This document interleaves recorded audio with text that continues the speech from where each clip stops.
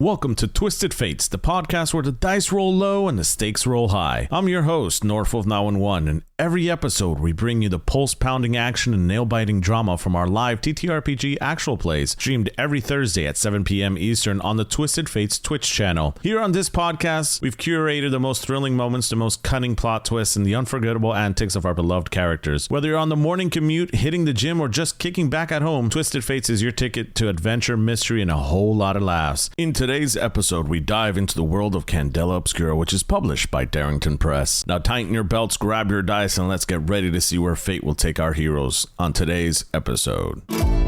As investigators, finding the truth demands not only skill and perseverance, but also the courage to confront the unknown. Piece by piece, we find the investigators struggle with delicate bonds that now lie shattered. The threads of reality breached, secrets long hidden in shadows emerge into light, testing the ties that bind us. The veil is lifted, revealing truths that were never meant to be seen. As masks are donned, disguised intentions and desires, the question lingers: what can be done to mend what has been broken, to navigate a world where nothing is as it seems, and to preserve that which is most precious to us? Assignment number 133-B, the Scarlet Letter. In the heart of an abandoned laboratory, we watch the camera hover over a familiar face, a woman hunched over with a different look to her now. In a scientist's coat, toiling around tirelessly, we watch as this figure dances across the lab. The air is thick with the hum of power, an eerie glow emanating from the numerous devices as she meticulously constructs a device. This device, a towering... what's the word I'm looking for? Scary, ambiguous, large device in the corner of the room has gears and wires and otherworldly components, which you can tell was designed to harness the power of bleed. A force that has already claimed the lives of one soldier's troop years ago. We see an image of that same soldier as an image flashes before the camera, and we watch this soldier pull up a pistol and start shooting other monstrosities where his leg was severely hurt on the floor before a flash of bright light and silence took over. The camera then refocuses its image again around the lab in present day, where we watch this person huddle over their equipment. In the background, you can see a shadow floating and flickering, their forms ever changing. These spectral entities are manipulated by the very technology that she has devised. She reached for a sealed glass cylinder containing a swirling dark essence to capture soul of a powerful entity. One that she has deliberated from an ancient and forbidden tomb long ago is now back in her possession. Thanks to the astrolabes now being turned off in the Fourth Pharaohs, she has the ability now to try and bring back those that we thought were once lost. We watch as the camera turns to watch this figure gaze downwards towards their scattered notes and the ancient artifacts she has collected. She knew that there were still untapped sources of power, still sealed entities that could provide the strength she needs. The humming of the machine behind her gets louder, and we watch the camera bring into the focus this machine in the corner of the room. The sound of the machine hisses as it finishes to wind down, and we hear a yet familiar growl from years ago resurface. The hand of the being slams against the side of the opening to the machine, and we watch as it steps out from the darkness into the light. The camera continues to zoom out as we watch now this familiar figure lift their head up with a devious smile on their face. And we watch as Annie smiles back at the camera, and the camera fades to black.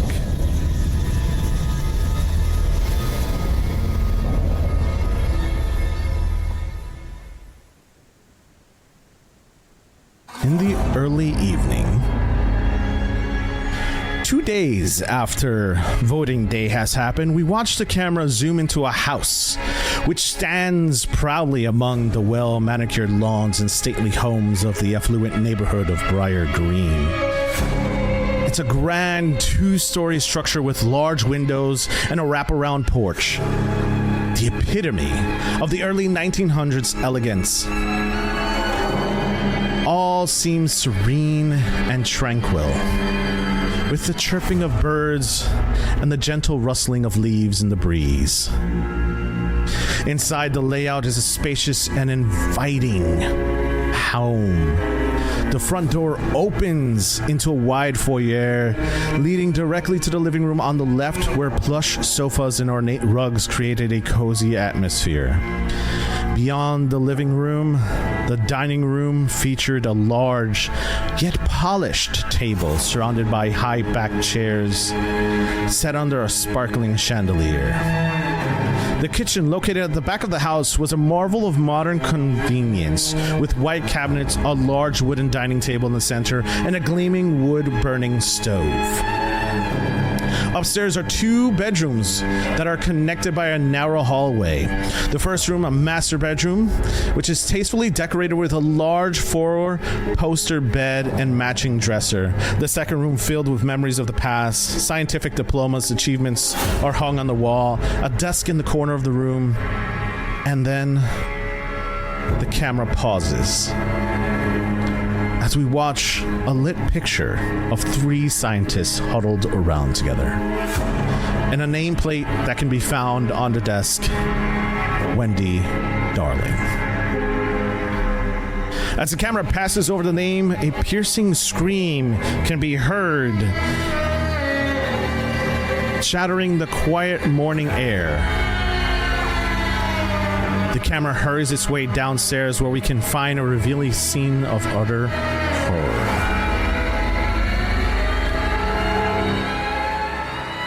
Then the camera effortlessly passes through the wall outside as we see 2 investigators running towards the sound of the scream. Matron Myra and Cecily. Hopefully I said that correctly. I'm gonna butcher it, I know it. The camera first gets on to Matron Myra. What does your character look like? Matron Myra is a picture of classic, traditional, black and white appearance. It is a similar to the time period's Red Cross style nursewear, if we were comparing it to modern day age, where it is a like a black underneath turtleneck long sleeve dress to the ankles with a white apron on the top. And a little bit of a collar with 3 gold circles on the collar, and long black hair that is always tied into a very tight bun in the back, and there's never a single strand out of place. And that is mostly it. She's a little tall for what most might consider a little skinny, but that's it. The camera then quickly passes on to the person. Where are you positioned, Cecily?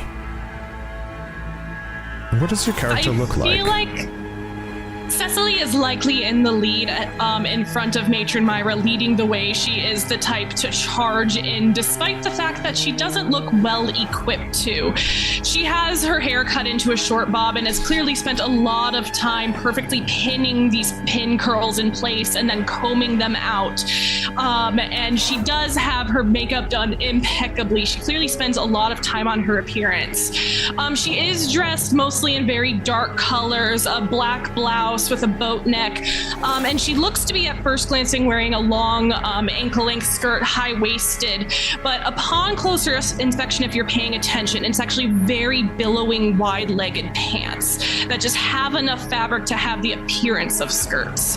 And she is very clearly single-focusedly, we are charging and there's something going on here and we need to get there before something else happens that would prevent us from doing that. Okay. As you guys approach this beautiful home after hearing a scream that comes from what you expect to be this house, you are met with this front door. The front door is locked. There is a glass pane that you can see on the side of it that, if it was broken, you could probably stick your hand through to unlock the door. There are other entry points as well in this home. You could find there are 2 windows, one to your left and one to your right. They are covered by curtains. You can see that even though the windows are shut, the curtains look like they move on their own.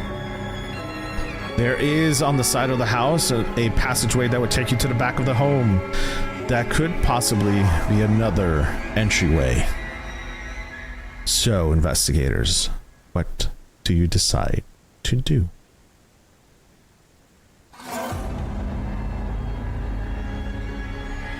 Can I pull out a bleed detector? Absolutely. I would like to know why you would like to pull out a bleed detector.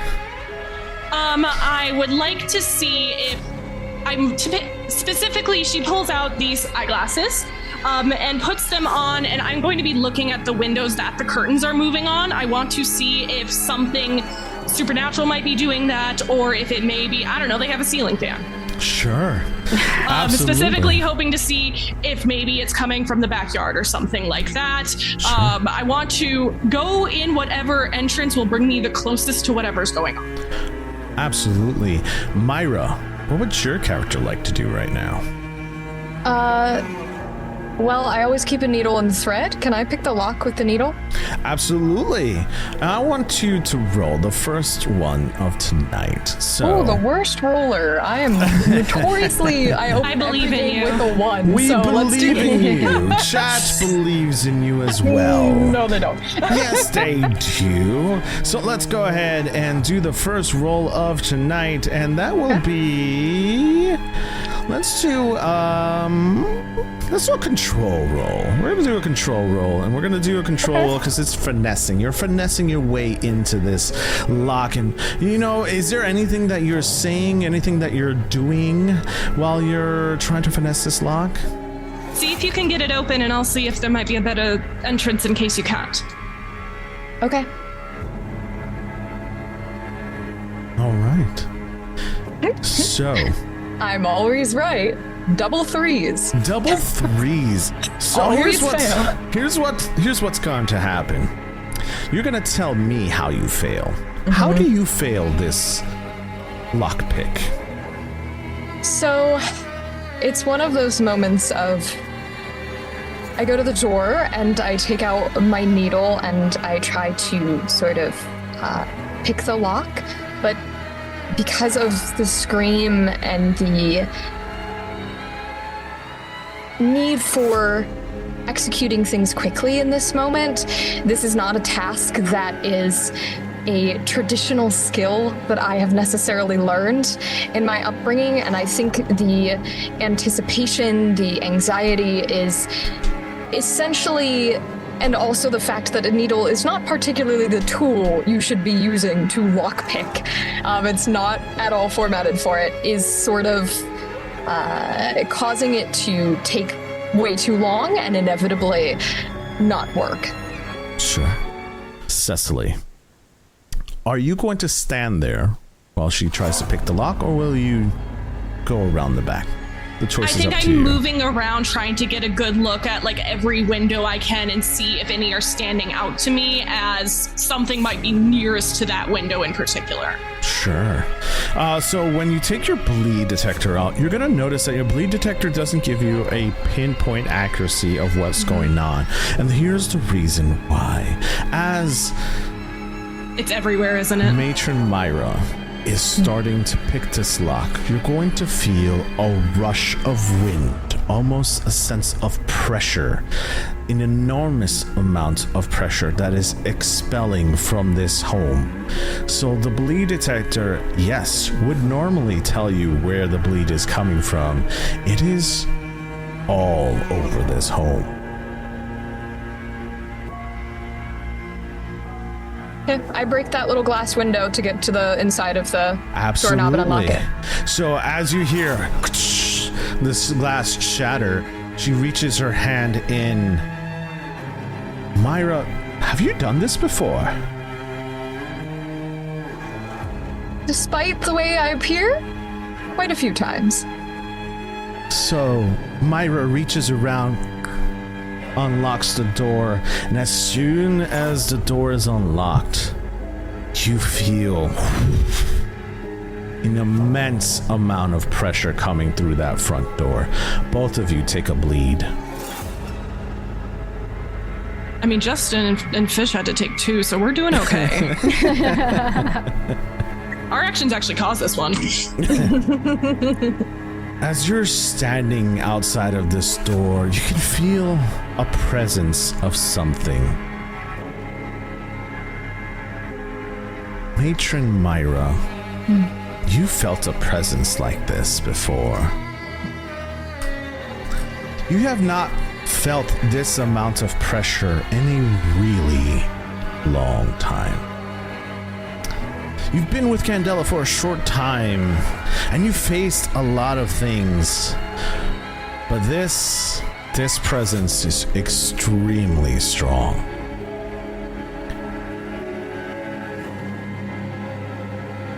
As you guys enter, what would you like to do?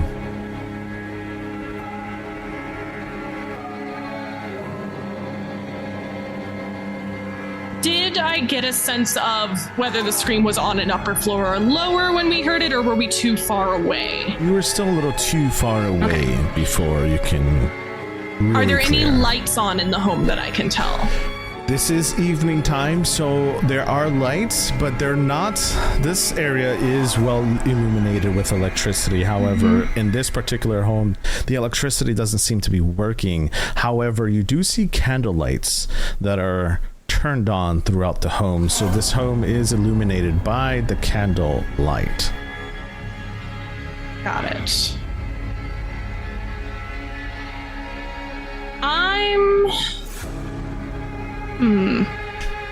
Myra, I'll go right in. I'm gonna start walking through it to see what we... Oh yeah, I'm going in. I'm just trying to decide where within to head towards. Well, assuming there's nothing immediately when we step through. Gotta go upstairs, gotta go through the kitchen, kind of sweeping it. So, wherever the first place leads us, do we walk into a stairway or walk into a living room? So when you're met with this door opening, the camera is going to hover over both of your shoulders, kind of giving you both a silhouette. And the camera's going to cut now to... We're going to cut to Echo, Victor, and Diantha. And we're going to watch as the camera watches a carriage door close.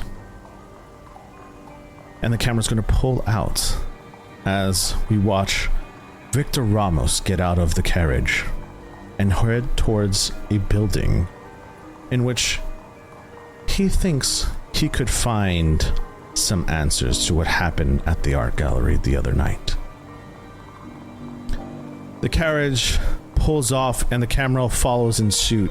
And inside the carriage, we find Diantha and Echo as they sit and catch up on the events that are happening or have happened a couple days ago. What are you guys talking about? You said it was 2 days since the election, right? Since the election. And we have been at the art gallery this whole time? This whole time. Okay. I would say during this period of time, Diantha would have kind of shared with Echo any bit of information that she has written down about, like the bleed, any kind of spooky stuff, for lack of a better word, everything that she's experienced that goes bump in the night, which for Echo, that would look like stories of treating patients who have been like taken over by bleed in different ways. So at one point of time, her first patient, the bleed took over his eye, and it just ate away at his eye. And she'll explain to Echo if she's seen like spirits or what she thinks are spirits, just kind of sharing the information over the next couple of days, the last 2 days, to try and get them kind of on the same page. And she would definitely be asking Echo if she had experienced anything like this, or if she spoke to spirits or through the bleed and that kind of thing. And if speaking through another figure was kind of like a gramophone in a sense, where like Echo knows what's going on, but how that all works. She's just trying to kind of make sense of what she knows versus like what Echo has experienced, essentially. Echo makes it a point to sit to your right, so that you are on her left side, so that her kind of birthmark situation is pointed away, and she very, very tactfully kind of is able to engage in this conversation with you about weird supernatural stuff, but she's very careful to not disclose anything about where she pulls her weird connection from, but she speaks about it as though it's been a constant, like her whole life. She's always had like a hand kind of on the veil, like she's always had like a way to kind of feel bleed, but she doesn't really. She's very careful not to disclose any details about it. Just that she is familiar with the specific, like speaking through spirits, seeing spirits, that sort of thing. She's careful to express that she's very familiar with that and will share what knowledge she has about that, but is very careful not to even remotely share any details about where it comes from for her. Okay. Echo will also get a little bit of information that Diantha doesn't always know where it's coming from either. Since Echo experienced, for the new players, Diantha's sister, Echo will get the backstory of her sister basically playing with fire, and that is where a lot of the bleed originates for Diantha, or at least that's where she thinks it originates most of the time, other than with Candela. I would like to point out, though, that while Echo doesn't disclose any of the details as to where it's coming from, she doesn't seem like she doesn't give off the impression that she doesn't know. Okay. maybe she's pretending to some degree. Maybe she does know exactly what's happening, but she's not giving the impression that like she's in the dark about it. Okay. I'd love to hear it. Yeah. As we continue to progress, as the camera watches the two mutuals, can we call them friends? Can we call them work buddies, co-workers? Continue to talk about their situations. The camera's going to cut once again to the situation we were just left off, and we watch the camera zoom out as the silhouette is now more predominant between Myra and Cecile Lee. I'll get it. Cecily. Haha, got it. All right. Cecily. Myra, before you enter, you start to hear a melody. A melody, again, you haven't heard in a while. You hear this melody and your head begins to pound. What are you gonna do? I still go forward. I don't hear this, to be clear. You do not.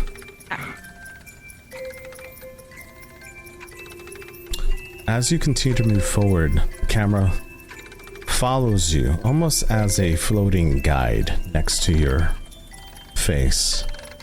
You look to the left and you see the living space. Don't see anything. Everything seems to be normal. When you look at the window, the curtains continue to move. I'm not gonna make you roll for this because you are experienced Candela members and you can pretty much diagnose that the reason why the curtains are moving is because of the intense supernatural activity that is occurring in this home.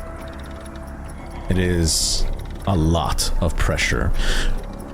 Think of a wind tunnel and an immense amount of wind that is pushed up against you. That is the pressure you currently both feel while you walk into this home.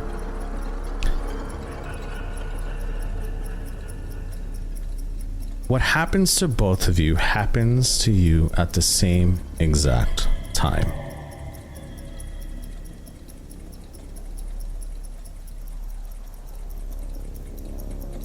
So, Myra, we'll start with you.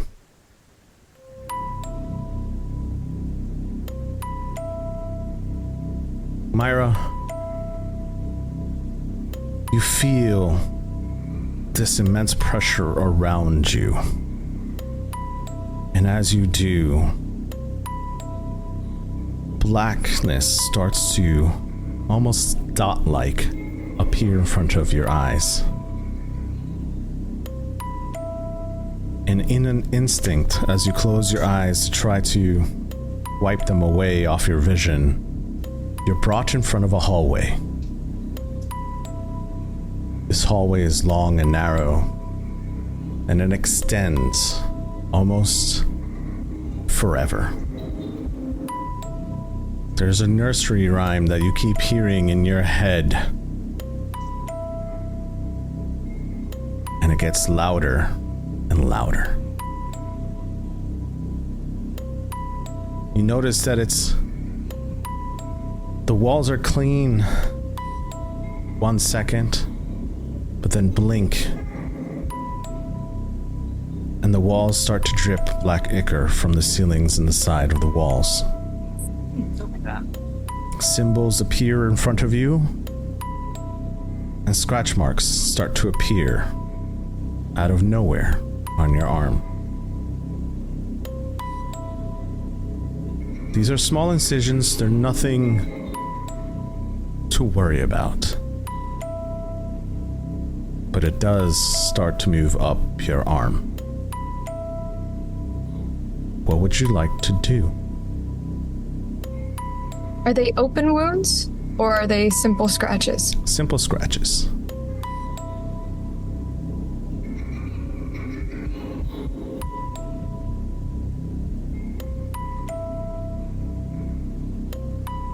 We've been here before, we can do it again, we keep going.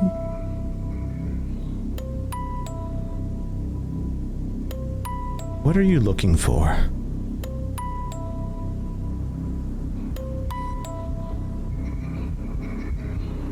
Whatever was screaming.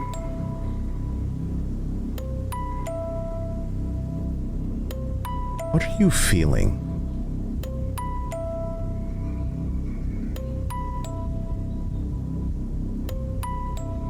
A mixture of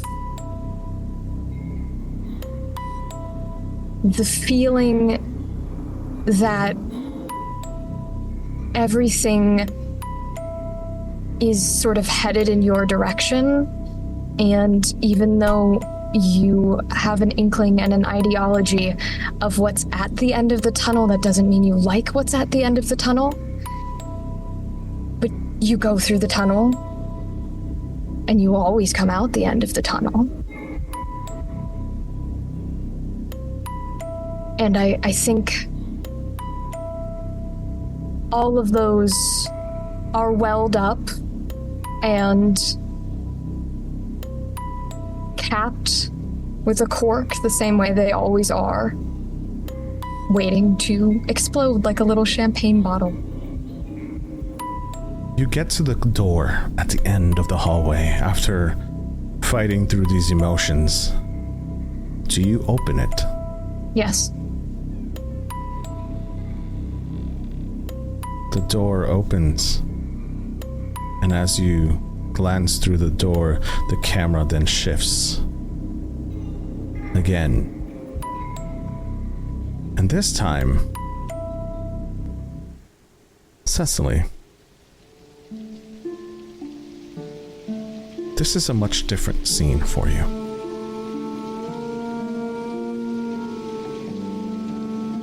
You see a person in front of you. A younger version of someone you know. Someone you fell in love with. Who's that you see? That is Glenn. And he looks like he should have gotten a haircut a full month ago now.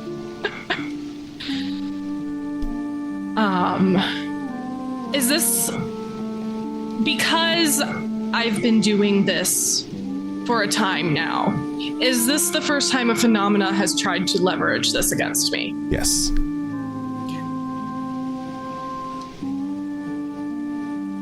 Yeah, she absolutely freezes there. I think this pressure already, it's hard to breathe in that kind of situation. I imagine it's like that, the air when there's about to be a tornado coming in nearby. There's this very unique pressure to the air, and I always find it to be stifling and difficult to breathe there. And it just gets caught in her chest.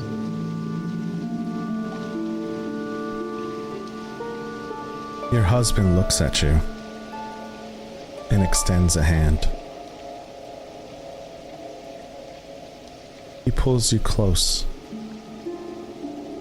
and cups your face in a very endearing way. It's nice to see you, dear.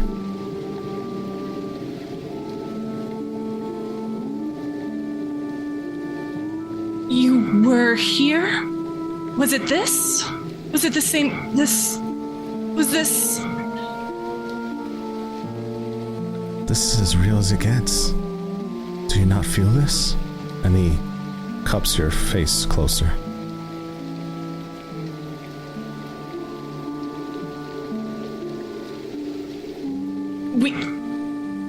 I'm going to get... It was this then. Okay, we need to find it and get you out. As you say that, the vision blurs away, and you find yourself sitting down, sitting across from him once again. Again, you recognize this place as the day that you guys went on your first date. What does it look like?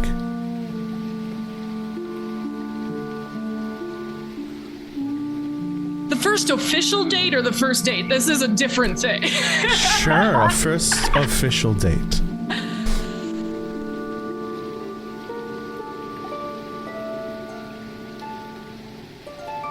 I think it was very simple. And I think it was something that they had done multiple times before. I think Glenn took her just to a little cafe that was near their workplace. And they ordered the same thing they had ordered many times before, sometimes to sit there and sometimes just her picking it up to go to bring to him. It's the same thing, but this time they had talked about it. And the thing, they had been both thinking it for a long time, and other people had been thinking it for a lot longer than they had. And not much feels like it changed. It's warm and cozy in there, just that humidity that comes from the steam of warm drinks and baked goods. It's just cozy, and it's a quiet moment.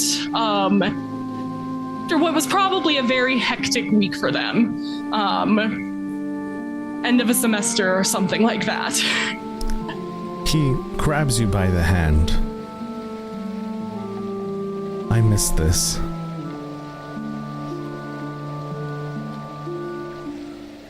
Well, we'll just have to make sure we make the time. That's what we do. He picks you up as a gentleman would. Holds onto your hand, your fingers now interlaced. And you walk towards the highest point in New Fair. And you watch the sunrise together.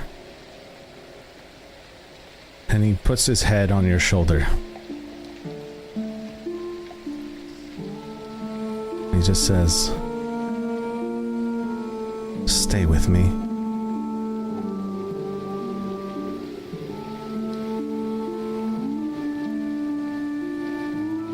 If I don't, who's going to make sure that everything is taken care of for you? And I can't stand the thought of it not being taken care of for you. Where do you have to go? I'm right here. And the camera will cut. That's not what he said, was it? I don't know. The camera will cut before you can answer. To the front door of the Darling's house.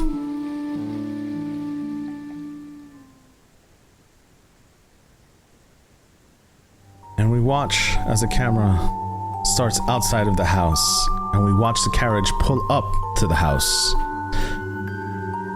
The camera watches as both Diantha and Echo exit the carriage and make their way up the steps. As you near the front door, a palpable, almost crushing spiritual pressure descends upon both of you. Take a bleed.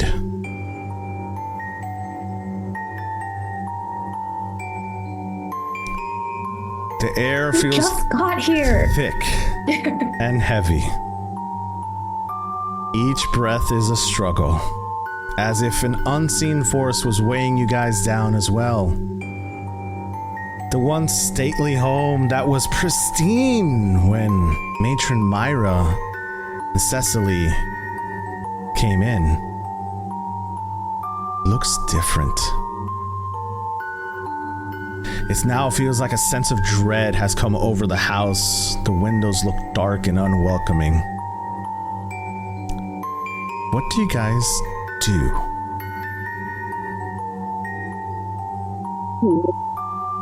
Well, clearly we know there's bleed here. There's Oh, yes. I would like to and you can let me know if I should use an ability here or if I should just roll for it. I could use my occult researcher here, where it's the take one brain mark to ask the GM for important occult details that you would recognize from your studies, but has not yet been revealed in this scene. If there are none, clear the brain mark. Or if you would like me to roll for it, but I would like to look for what looks like the least bleedy area instead of just walking right through the front door. Sure. So I'm not going to make you roll for this because this is all too familiar to you. Yes, it is. This is the work of Peter. But this amount of pressure is different here. It's not the same as your first two encounters with him. This is a whole nother level.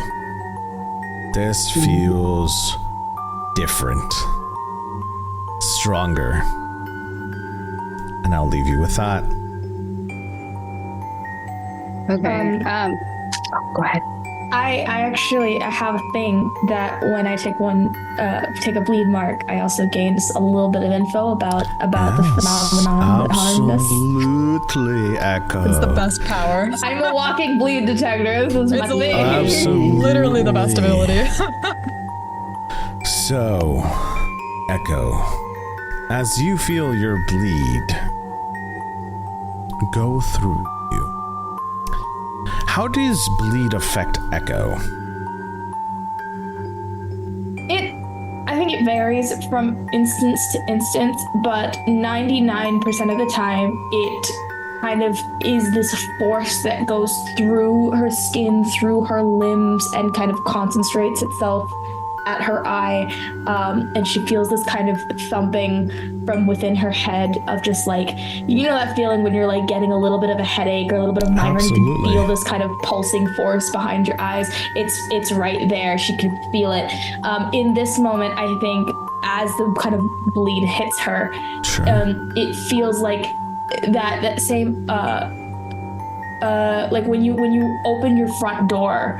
And it's like super, super hot and humid outside, and you just get hit with this wave of like, it's almost like you're swimming while you're walking.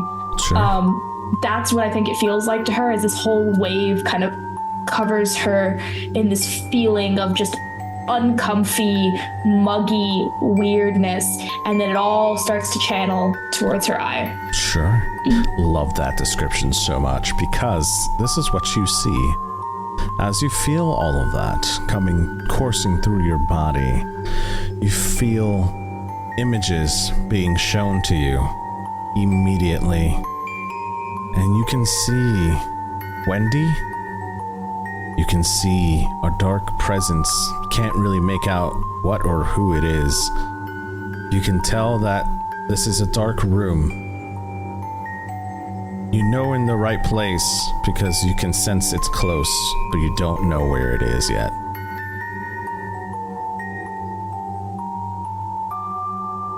Echo kind of like stumbles as she walks forward, as this kind of vision essentially hits her. She kind of stumbles on her feet and then gets her footing, and then just kind of stands there and like does a once over of the whole room as she's just trying to like process it. And then once she does so, she tries to like verbalize the feeling that she's just had to Diantha. I don't know if it comes out in any way that makes sense, but it's something to the effect of like something about Wendy and a dark figure and kind of ambiguous details other than that. Are you all right? I think so. Oy. This Peter figure, do we both have shadows? I feel like Do we have shadows in this moment? This feels like a Doctor Who episode. I'm not gonna lie. Undetermined at this The number point. of times that we've had to ask, do we have shadows? Undetermined at this time, as the light source isn't close enough to determine whether you not have shadows. Okay, fine. Keep an eye on the shadows as we go anywhere, actually. Peter seems to have... I don't know if we got Peter's name. Never mind. This shadowy figure seems to have gotten much stronger. You seem to sort of lose your balance for a moment. Are you quite all right? You said something about images of a dark figure or something. Who? Just one? Yes, I don't really control the information that I understand, but and it can occasionally be difficult to process, but I'm okay. But there was definitely some dark figure and Wendy. Wendy. All right. That's if I recall correctly. Yes, that's important. And we got Wendy's name, right? Yes, you do. Okay, perfect. I think in this moment, Diantha would mention John and Michael and the experience that they had at the asylum and try and explain a little bit more of what they experienced. I think that was done in the car. In the carriage over. Just saying this out loud to make sure. No, I'm just letting you know when it was done. Perfect. So we should probably be careful. It might sound odd, but I feel like we could see any of them at any time. So just keep an eye out. I know that seems weird to keep saying it, but if we should find your other circle members if you know they're here. Do they feel like they're here? Oh yeah, 100%. Yeah. Echo does. Echo nods.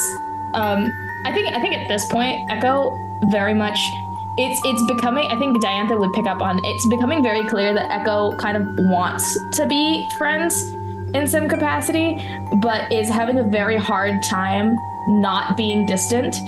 Like it's just a habit. It's just a way that she has gone about existing, and it's very difficult for her to even remotely be like friendly. And in the interactions that they've had thus far, she's very much she's very much like fighting her own like nature, because she wants to be close with someone who A, knew Alice, and B, who could potentially help her understand more about the bleed shenanigans. So it's just like this like anytime she like speaks to Diantha, I feel like there's this very like tangible feeling of like, oh, she's trying. She's doing her best. I love it. Yeah. What do you guys decide to do with all this information? We should have a look around. Yeah. I want to find the least spooky area to get into, where Sure. feels like there's less bleed. So the floor is pretty clear. Where you see bleed is mostly on the walls, dripping from the ceiling. You can maneuver around the location without having to touch the icky stuff. Okay. So, yeah, you can definitely move around without having to touch all the black substance. Just making sure. At this particular moment, however, both of you start to almost drift away, but you're not falling asleep. You're feeling weightless. You're feeling a sense of gravity leaving you, but you're still touching the floor. I would say it's almost like vertigo. And both of you, all of this happens at the same exact time. And we're going to start with Diantha. Awesome. Yeah. It was nice knowing you. Okay, bye. Not again.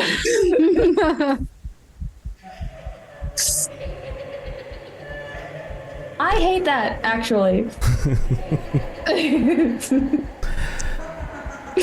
Diantha, as you continue to walk through this home, you start to hear whispers everywhere.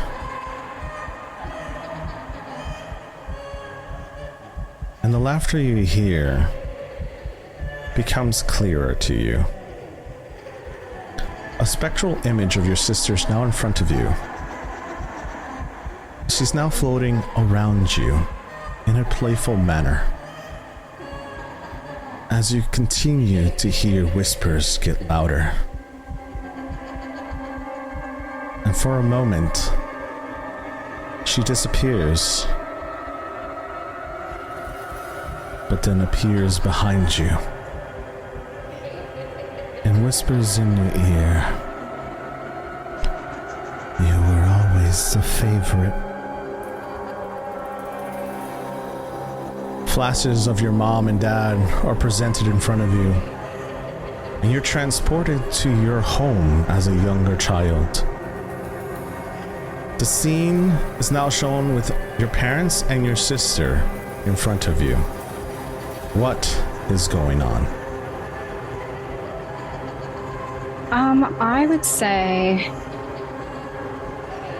that all four of them are sitting in a very ornately decorated dining area, and there are various papers scattered across the table, and all four of them look like they're gathered around, well, all three, her mother, Diantha, and Eleonora, are gathered around her father, Richard, as he is sitting at the head of the table, poring over these papers that are scribbled with facts, figures, plans of essentially business plans, information about bleed, information about medical context, and to somebody who would be looking at it just like randomly, it would just look like a bunch of textbook information.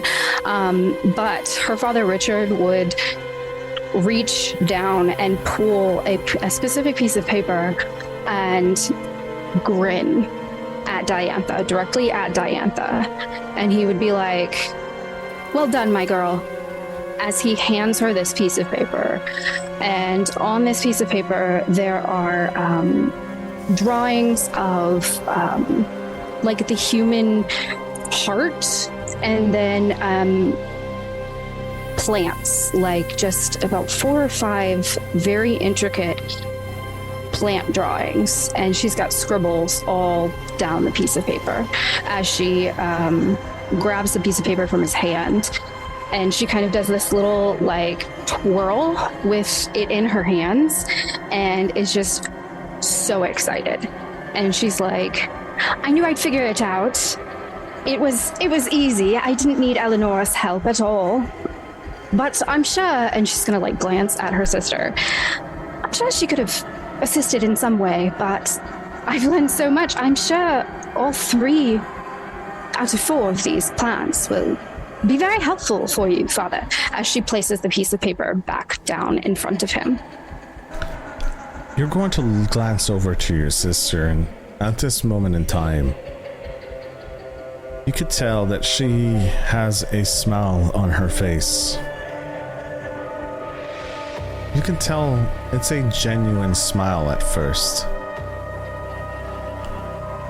But then her eyes wince, and it becomes of a smile that's more sinister.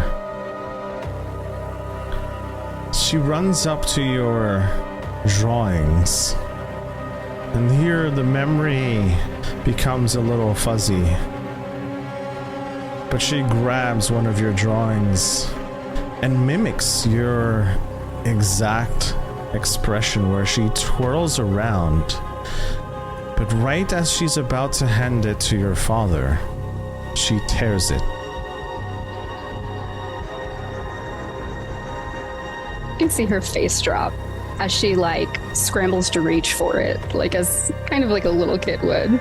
This is peak sibling energy. The scene changes once again, and the both of you are now talking to each other. You're older. There seems to be a dispute between the two of you. What are you guys talking about? I would say that they are now in a room filled with beakers and plants all over the place, and bottles filled with weird liquid and possibly a couple of eyeballs. Who knows? Maybe. And they are arguing at Diantha's workstation now, as her sister slams down a vial full of black ichor. And she goes, "You should be able to do something with this. If you're so spectacular, why can't you figure this out?" And she slides the bottle across Diantha's workspace. And Diantha just stares at it for a second. And she goes, I can't. Actually, what you're proposing is preposterous. You've seen what this does, and I simply can't. It doesn't matter how much we've seen and experienced. It doesn't matter. It's not safe. I won't do it. There is an exchange of words that happen that are muffled to our ears. You know exactly what she's telling you. But loud and clear as day, she grabs the vial and looks at you straight into your eyes and yells out, "Why do you think you're better than everyone else?" and smashes the vial in front of you. Oh. And then we're going to cut Okay. to Echo. Echo. Woo. Echo. The camera shifts to you, and we watch the camera zoom out a bit. Spectral images run in front of you, as almost if there were after images of people that you love and care about. And you watch as one by one they disappear. And you're filled with a room empty. You hear the dripping noise of water as you stand alone in a dark room. How do you feel right now?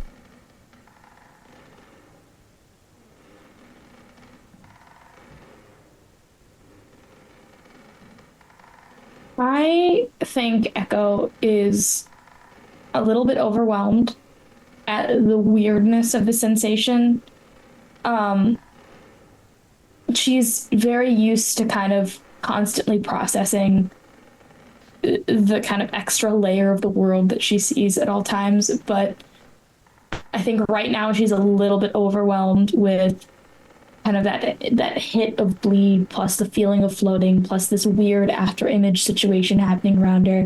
And she's trying to stay grounded. She's trying very, very hard. I promise that wasn't a pun that I was trying to make. She's trying to stay grounded, and keep her bearings, because she knows that she and Diantha aren't safe where they are right now. There's rarely a time when they're just safe. and especially with this happening, like she needs to be able to think, but she's kind of just getting hit with a lot, and is mentally just like.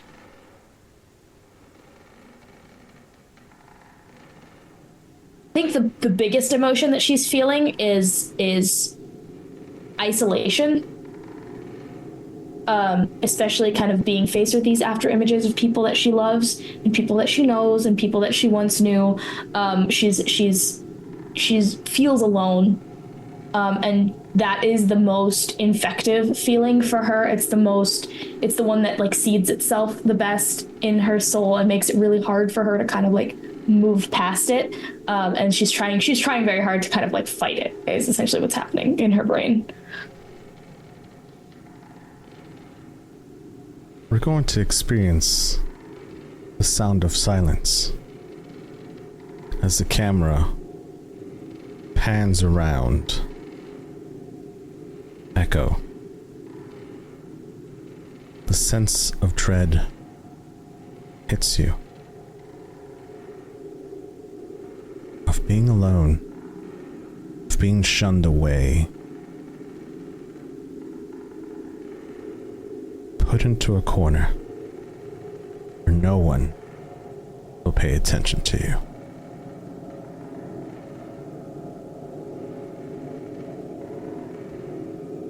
And then the camera shifts once again. And we watch as the camera pans outside. But instead of being inside the home, we watch a person we've never seen before arrive to the scene as they call. They got called about a scream earlier that night and is now approaching the home. Emma, describe your character as they approach the Wendy Darling's house. So, whenever Virginia approaches a potentially dangerous situation, she's always very cautious. But,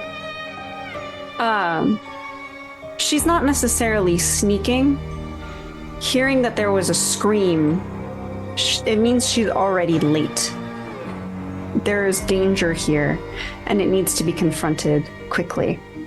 She has a mahogany club in her hand, one that her father gave her a long time ago when she first started with the Periphery. And she's clutching it very tightly. She sees the broken glass on the door. I assume it's wide open, correct? Oh yeah, 100%. Okay. She is, as soon as she sees that, she's rushing forward, just, hello? Is someone in trouble? And calling into the house. You don't hear anything in return.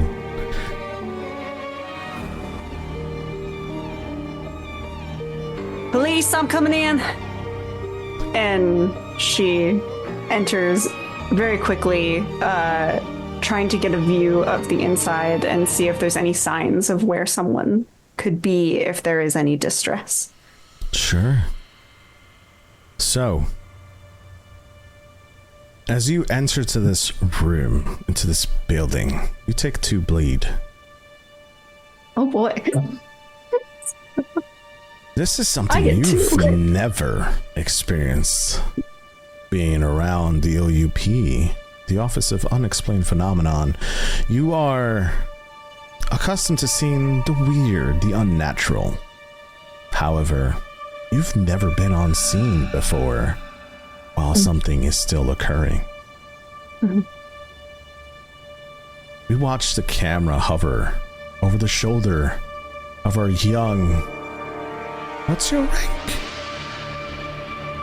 She's only been there a year, so she's still very much like a brand new detective. I don't think she has any rank yet. We're gonna call her a rookie off the good old block. She is a detective first class. Arriving on the scene, you yell into the void. The void does not answer, which is odd to you because you know as a detective, anytime you yell into an empty space, there's always sound that bounces back. However, when you do it this instance, there is no sound that returns. It's as if the house swallowed it whole. You enter into this building, you don't even know what to call it right now. This thing that you've now have felt the effects of bleed enter your body. How does bleed affect a rookie, someone who has never felt bleed before? I think the sensation almost hits her like a freight train and knocks the wind out of her. It's like all the air is like this, almost like the house swallowed the sound she made. It also swallows the air, and she feels like she can't breathe for a minute. And she's trying desperately to take in air and just can't. As you feel the effects of bleed take over your body, you're gasping for air, but are able to catch your breath. I'm not going to make you move roll for this, because you're going to move out of the way just in time as black ichor falls right between where you used to stand. And you watch the thing splat onto the floor.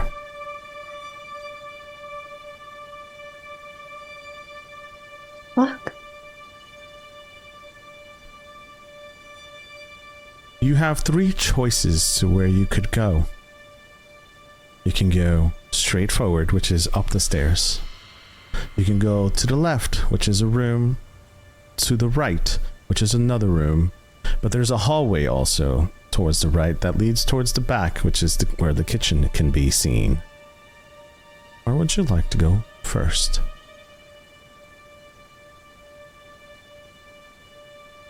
As terrifying as this is, her instincts are going to kick in. She needs to check all the rooms and know that everything is... that there's no one there before she moves up. So she's going to tuck into that first room. That's directly to the left, I believe. Yes, very good. And just rush on in. The faster she can clear this, the faster she can escape whatever the hell is happening. So, the room that you've walked into is where we can see Matron Myra. You can clearly see Matron Myra right now. However, Myra cannot see you. What you see in front of you, and this is a content warning for those who are squeamish, this is now the time to turn back a bit. When you walk into this room, you can see Myra lifted into the air as she's floating 3 feet off the ground. Her eyes and head are tilted towards the ceiling, and her mouth is gaped wide open. You can see that there's black ichor coming from her shoulders down to her arms, and they are slowly dripping to the floor. What do you do? I'm sorry, so just to clarify, is the ichor dripping to the floor, or are her arms... Her arms are covered in ichor, and it's dripping from her arms to the floor. Okay. Melty arms.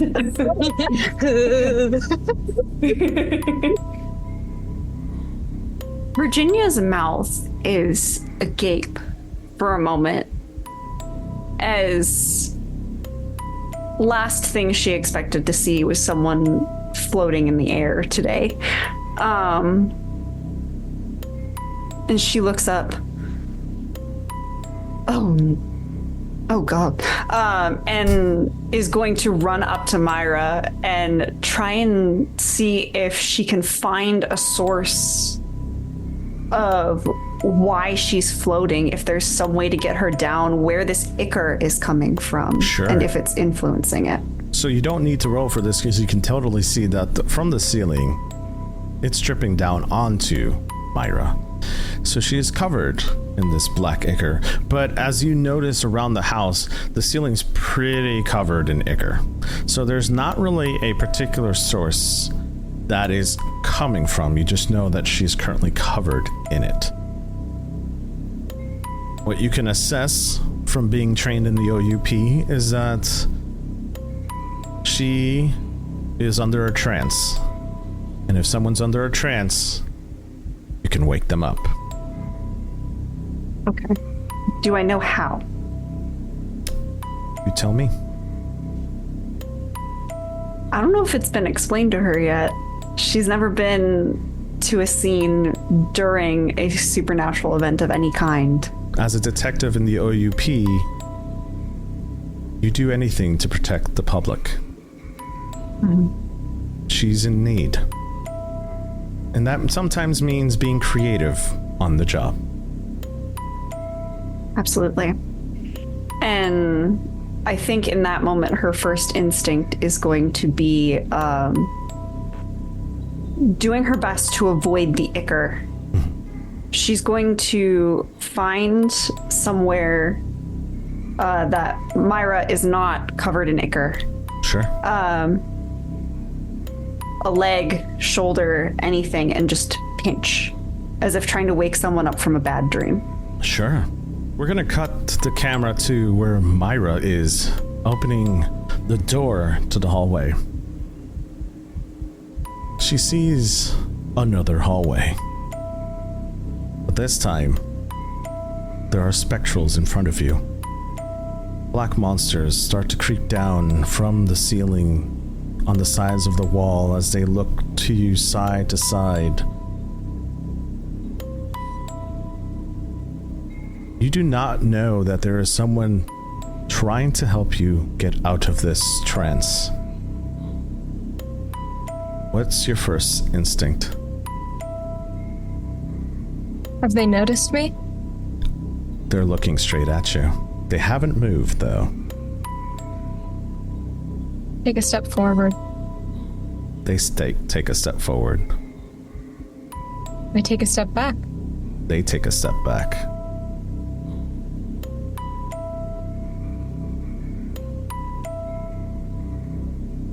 I continue to do little things to see how much they mirror me, like hand, fingers, things like that. I take out my needle and I stab it into my arm.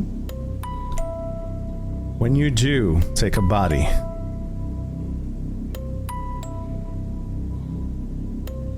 the camera will cut to where Virginia is standing, and what you see is Myra taking out a needle and stabbing her arm. And you notice she doesn't respond.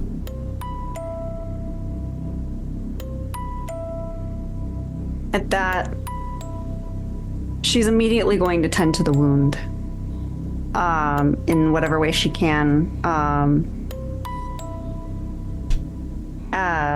Remove the needle.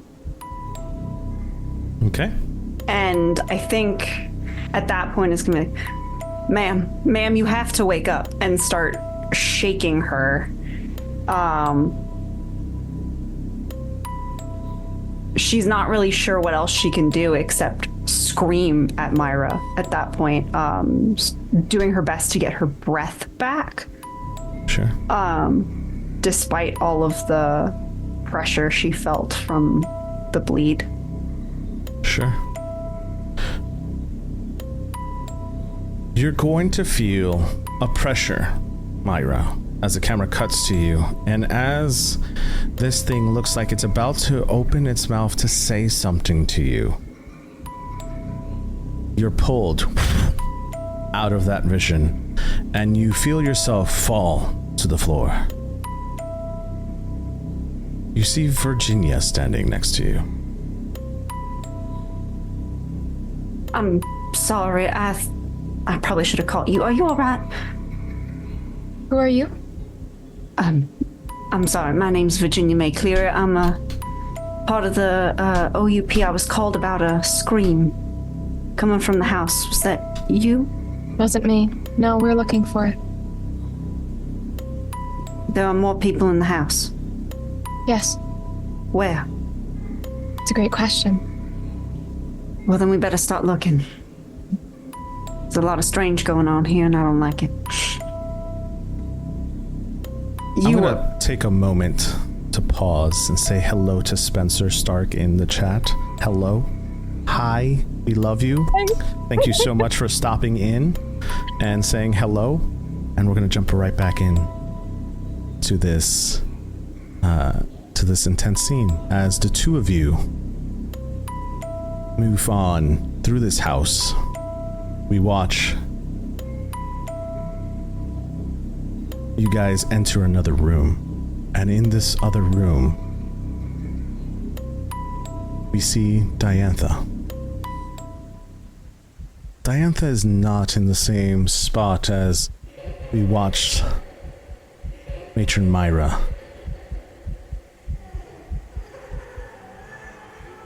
We see the camera pan to Diantha, and you are in the middle of a heated conversation with your sister. She just slammed a vial in front of your face. You hear the whispers getting louder, and behind you, you watch your sister whisper into your ear. Why don't you come find me?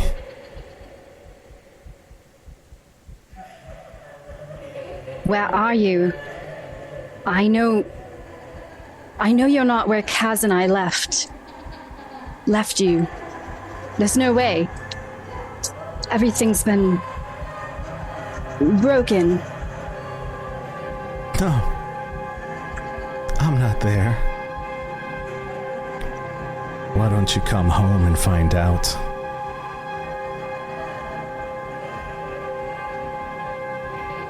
Are you there? As you respond, Virginia walks into the room, and you watch Diantha fall to the floor. Virginia almost dives forward, trying to make sure her head doesn't hit the wood of the floor. You successfully catch her. I'm not going to make you move for that. What do you guys say? Am I awake. You're awake. able? Okay. Ma'am, are you all right? Who? Thank you. I suppose. Please let me go. Of course. And before she pushes. Oh, okay. Well, when she grabs her arm, you're gonna feel Diantha clutch your arm a little bit, and almost, I don't want to say dig her fingers into your skin, but she's definitely checking to make sure you're real as Virginia helps her to her feet. Mm-hmm. And she kind of looks at your hand for a moment in confusion, knowing that you weren't necessarily intending harm, but that you were doing something, and she's not sure why. I apologize, as she steps away a little bit and adjusts herself. You're not somebody who lives here, no. No, I'm a part of the periphery.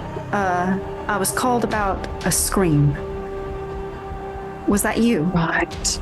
It was not, but we're sort of here for the same reason, I suppose. Okay, and Am I the first person you've seen? second, and she's gonna turn to look for Myra and see if she was following. I probably would have followed. Okay. How close are you, Myra? A good 5 feet or so behind her. She's so quiet, it's terrifying on its own right. How tall is Myra? Ooh. We're looking at at least 5'8", 5'9". She's tall.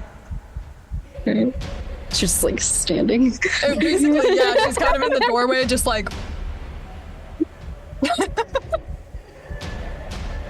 Were the two of you both here together? No. Not particularly. Okay. And you are. And she'll look from Virginia to Myra at the door. Well, the both of you are who, I suppose. Virginia May Cleary. It's a pleasure. Wish it was under better circumstances. Yes. Matron Myra, I'm here with Circle of the Sunstone Charter. Oh, yes. And that. Oh.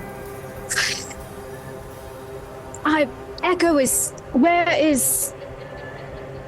And Diantha's gonna look around the room for Echo, because in that moment she realizes that she's not next to Echo. Yes. Yeah. Where would you guys like to go? Echo. There's the back and upstairs still left. Echo is here. I was in the front. I was in the front of the house with Echo, and then we got dizzy and sort of turned around. It's hard to explain. And then I was here, and then I was down with some other bits in between, but that's not important. Where have you, both of you, been so far? There was a first room that I checked, and then we came in here to look where you were.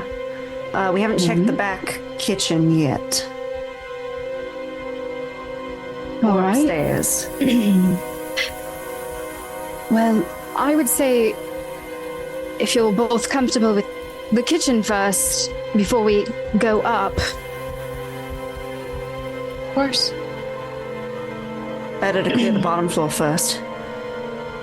Precisely. If you would like to lead the way, Myra, was it? Sure, I don't mind. And I'll head towards the direction. As you guys head towards the back, the camera cuts to a very different scene. And we watch as Cecily, the sun is setting, and his head, Glenn's head, is on your shoulder.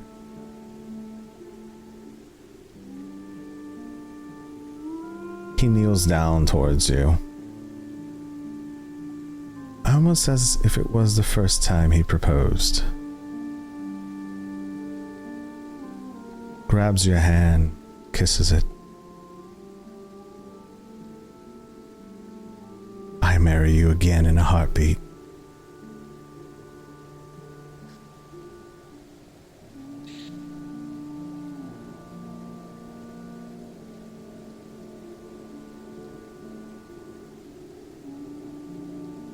God.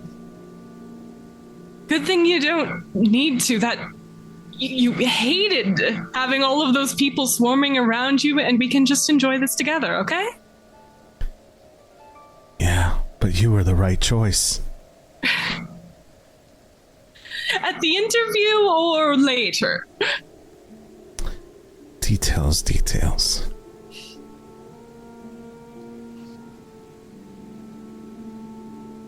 And he grabs your hand again, he kisses on it, interlaces his fingers again. You guys walk yourselves to the boardwalk. Just a lovely evening stroll.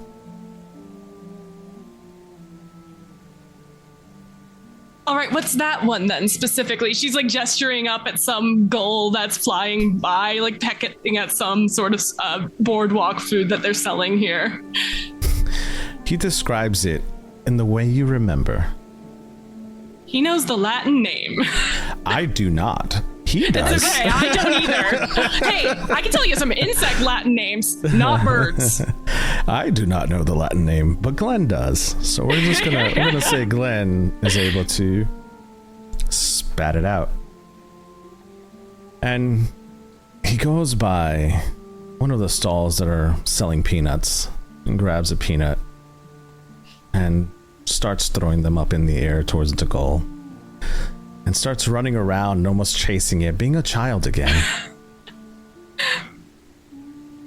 And he comes back and you see him, you know, trying to make it laugh. I pull out my camera and I take a photo. Flash goes in front. And it's one that you remember, that you have at home, sitting on your night dresser. The memories continue to flood. He hugs you from behind, arms around your neck, not in a threatening way. No, he couldn't be threatening even if he tried. He just hugs you, leans on you a little bit, starts to hum your favorite song.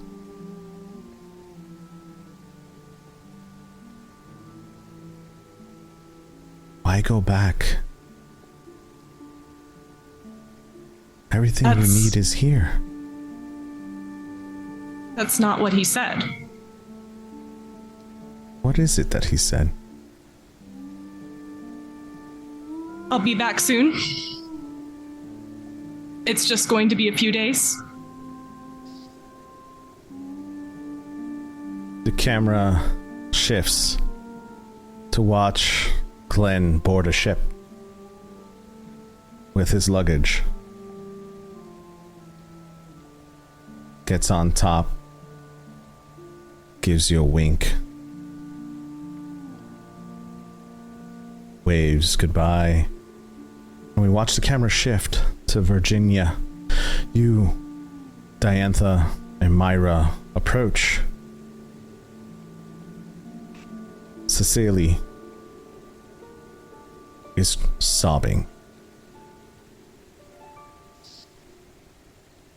What do you do?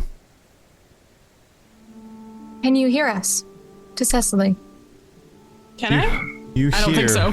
You hear very faint voice. You can't make out whose it is. Myra, you have an ability. What's that ability? Got two. Which one would you like? Tell me, which one would you like to use? Can I take marks retroactively? No. Okay, However, then I don't think I can use either one.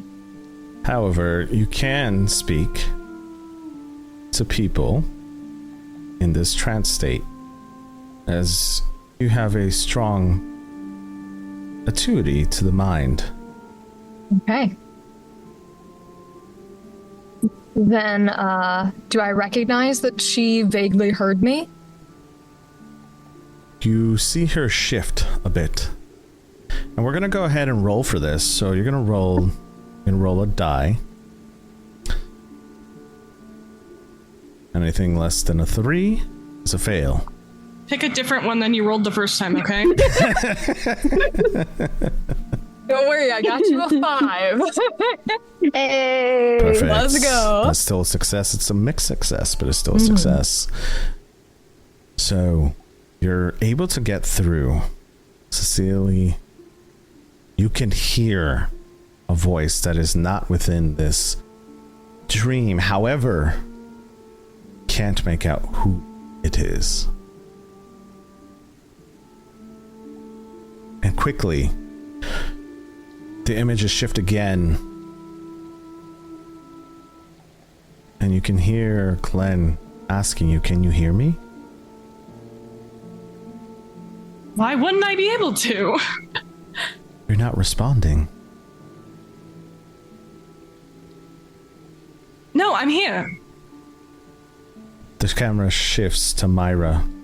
You can hear her mouth the words, "I am here." No, you're not. I don't know who you're speaking to, but you need to wake up. They're translated to you, but through Glenn's voice. May I make a roll? Sure. Because I feel like it's not fair for me to just declare that I realize this isn't real. Sure. Actually, you know what? Make a focus roll. Go ahead. Okay. I'm not bad at that. I'm going to add a drive to this because I Sure. can. Go ahead. Can I give her one? Can I give her a drive? Absolutely, because you're trying to break through to her. Excellent. Thank you. So Absolutely. focus, you said? Yes. Whoops, one went on the floor. Try it again. That's a 6 on the one of those. Nice. Do you have a Nice. gilded die? Not on that one. Sure. So you successfully realize this is not what it is. This is not what it seems. No, that's right. We need to get you out. Glenn, we need to get you out. His image fades. One last time.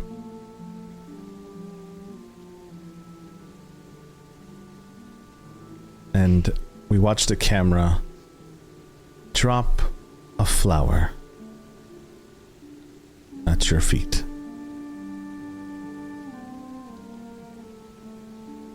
As you pick up this flower, immediately you're brought back.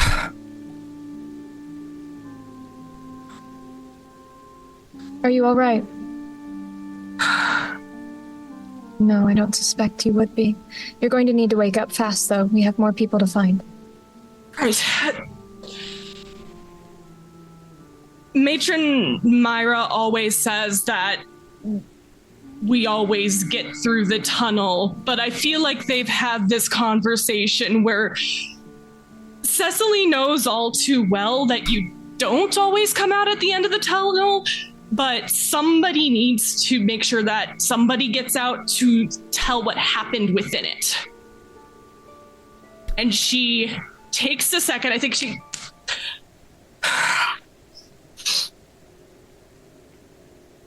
Who's this? Who are you? Is there any bleed on Cecily? Oh yeah, it's all over you guys. It's all over. It's all over. Are you feeling all right? Can you move on your own? Yeah, I'm uninjured, right? Yes. Okay. It's a little hard to breathe in here, but I get the feeling that that's not just me. Not quite. Knocked the wind right out of me. Dude. Miss. You'll have to forgive me. I don't. Doctor, I'm so sorry. I don't remember. Oh, your hair is much shorter. Oh, yes. Diantha Hartley. Right. And Glenn, how's Glenn? It's been quite some time since. yes, it has. Presumed dead. I'm sorry. Who are you? Please, it's... Oh. Virginia May Cleary. Okay. We'll catch up later, Miss Hartley. We'll catch up later. There's still work to be done here. We have to figure out... We brought Echo with her. Where's Echo? Them first. That's Okay. That's what we were trying to find. I mean, I suppose we also found you as well. You're part of Myra's circle, then? Oh, yes. Namu Harborough is our lightkeeper. I look at Virginia May. I'm a part of the periphery. I was informed that there was a scream at this address. Yes. You or... No, we heard the same and we came in hoping to help whoever's it. Myra and I. You said Echo was with you, Miss Hartley? Yes, at the front of the home, but she must be upstairs. If we should like to continue, we can chat along the way. Miss Virginia here is not a part of a circle. North, point of clarification. Would somebody from the periphery know of Candela's existence, or would it be a secret from them as well? OUP knows of Candela's existence. They do not work in conjunction with Candela. They actually are kind of like rivals. Okay. So they're... Thank you for the clarification. I Sure, appreciate absolutely. it. That's one of the reasons Diantha hasn't said Candela out loud. She said Circle. Yeah, and that's kind of okay. Yeah. Let's just make However- sure that everybody who was here and is here is safe and Yes. Echo, how are you responding right now? You're still in this room by yourself. How do you respond?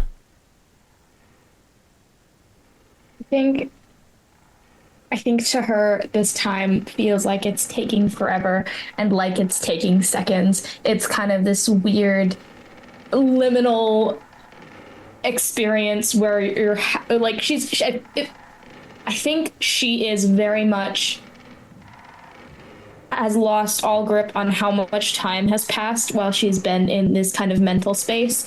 And it feels like she's fended off like anxiety attack after anxiety attack after anxiety attack, and she keeps going between this like hyperventilation, hard to hang on to what isn't true. She is very quick to forget that there are people in her life that do care about her, and especially when she's faced with this kind of isolation, she falls into this pit of like being alone, and then she'll claw her way out of it and will just be like, I need to put on my mask again. I need to think. I need to process. And then as she goes to reprocess the information, it pulls her back into that state. And it's just been this back and forth where she is not even certain how long. It could have been forever. It could have been a couple of seconds. Echo, your head pounds so bad right now. The stress, the mental acuity, everything that it's taking for you not to break down is really weighing on your body. You start to hear the ticking sound. It sounds like something's coming.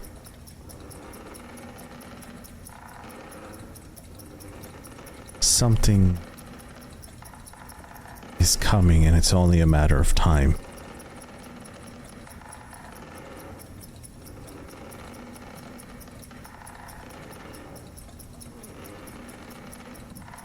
You have the ability to reach out to phenomenon and to people who have the phenomenon, and people who have been recently touched by phenomenon.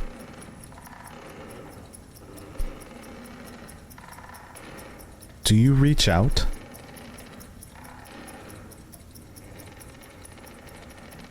I think in this back and forth, in this kind of finding and losing control over her emotions, there's a brief moment where she is able to kind of think clearly and process and make a decision for herself before she slips back. And in that brief moment, she decides that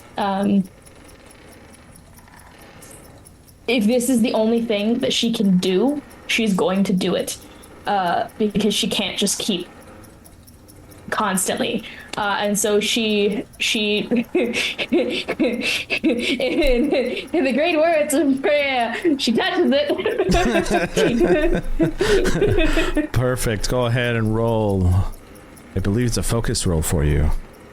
Okie doke.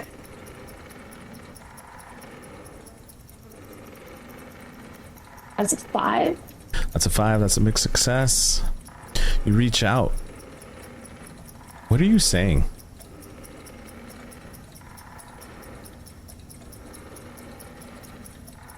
I don't think she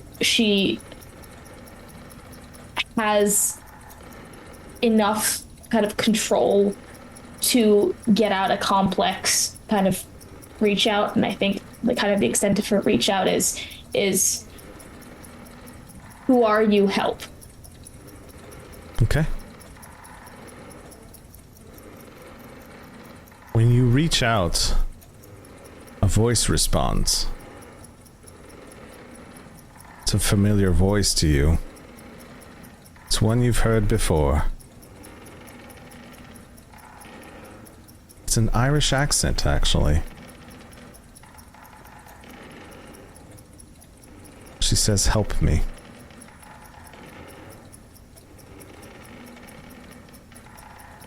And as you hear that, the message is sent out clearly to the rest of you. You can hear Echo's voice as she is asking for help. I need you all to roll a sense roll for me to find out if you can figure out where she's at.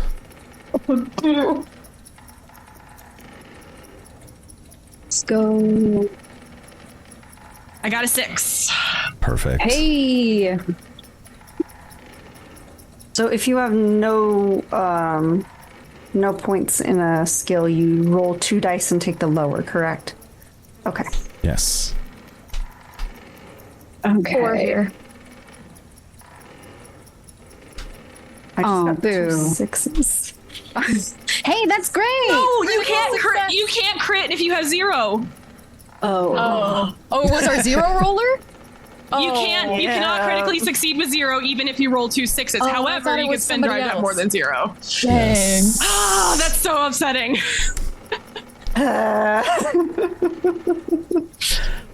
So. I got a 3 and a gilded die, so... Hey, look, you get I'm to drive gonna- back. I'm gonna Hey. take- You get to 1 and a drive 6. back. Neither are gilded, so I'm taking the 6. So, here's what's gonna happen. Diantha, you don't sense anything. It makes sense, because why? You just had a really stressful situation go through with your sister. Your head is still pounding. You've been yelled at. You've been through a lot the last couple of days. It kind of makes sense, the fact that you don't know what's going on and you can't really sense what's going on, because you've received a scar as well in the last couple of days that wasn't there before, the one over your eye. And for those who succeed, you all sense that Echo is not upstairs. Echo is downstairs. And that's where we're going to take a break. During this break, we'd like to take the time to thank each one of our listeners for tuning in on this amazing journey with us. We will also like to give credit to Emmeline Sterling, Sirenscape, and Darrington Press for allowing us to use their music during this podcast. You can find their work wherever you stream your music.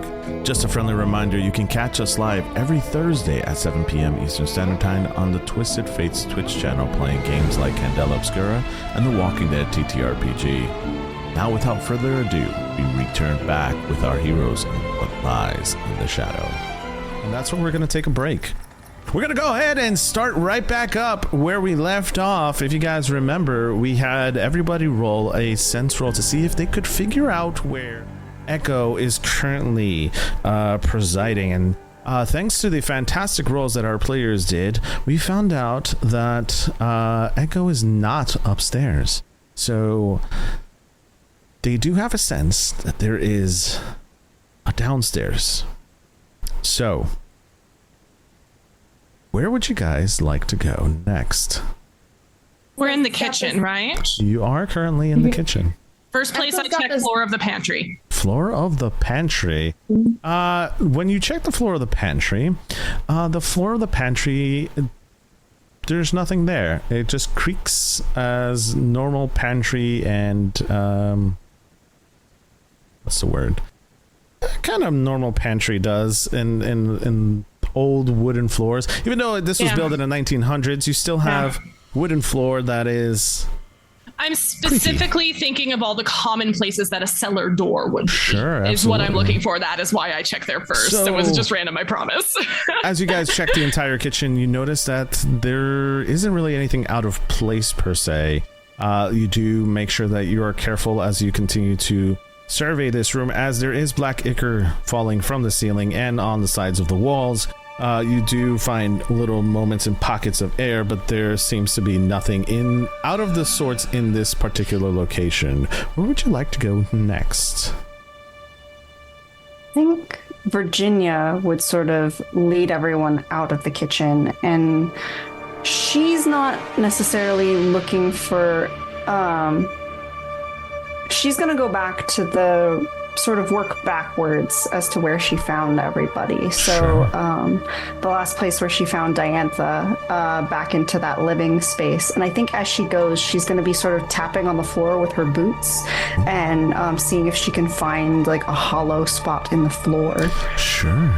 So as you walk through the hallway, you notice that close to where the stairs are, the floor creaks a little louder. There isn't anything on the floor per se. However, you do kind of feel air rush past you as you stomp on the floor a little more. Towards your right side, there is a wall on your right, and it's covered in portraits. But you do feel a gust of air push through that. The wall's not covered in ichor, is it? Not in this particular location. It is not. Ooh. She's gonna start feeling around the portraits to see if she can find a door in the wall. Some sort of hidden passage. As you push Diantha's against... looking at the faces in the portraits as everybody else is pushing on the wall. Just thought. What you see on these portraits... I was also wondering. We'll get back to Virginia. Okay. So we're gonna go ahead and address what Diantha sees. Diantha sees pictures of Wendy Darling. You see Wendy throughout the years. You see a picture of her in the university. You see a picture of her with scientists. You see a picture of her family, ? It looks like an old photo that's similar to the one that has 3 people on it. Something that you found at Michael Darling's or Michael Underwood's house.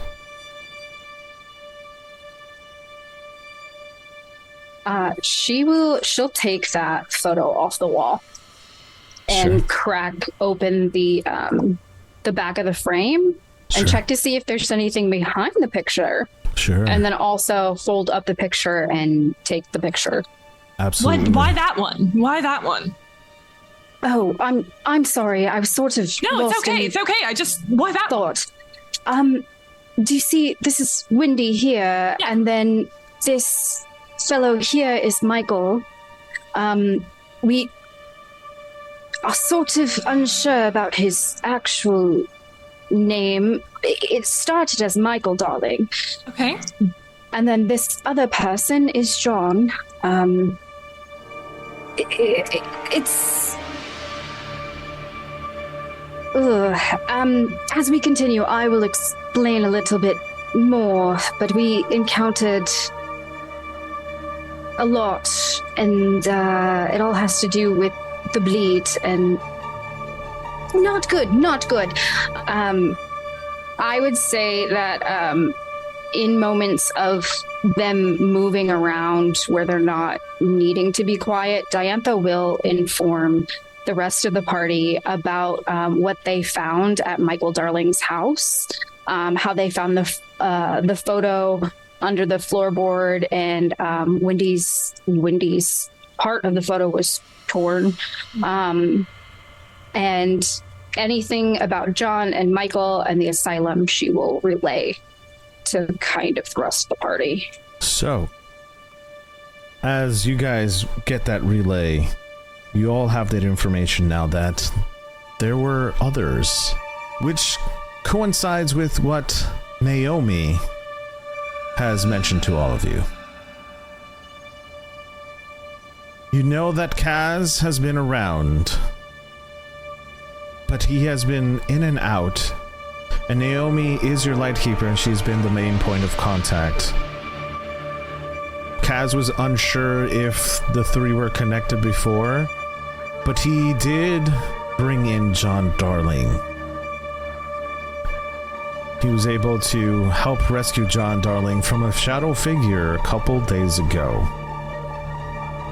And unfortunately, John was recaptured and sent back to the asylum.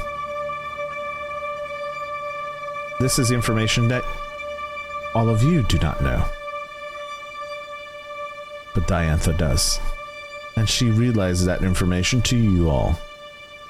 She does also give you the information that Michael and John Darling are now deceased. And it is under the assumption that Wendy is now in trouble. There was a message that was sent out a couple days ago by your Echo. Echo, what was your message? Naomi's dead. There's chaos afoot, I believe was my specific wording. Yes. All you know and have heard receiving from that message was Naomi and chaos. That is all you know from this information that was sent to you by Echo. As you guys continue to move across this area inside of the staircase, Virginia, the camera again pans to you, but this time closer look onto your hands as you press against the wall. A door opens. This shake just keeps getting weirder and weirder. Well, we found the basement. Yeah. And she's gonna clutch the club. And I think it would be easy to see that her hand's kind of shaking at this point with all the weird shit that she's seen today. She is not having a wonderful time, but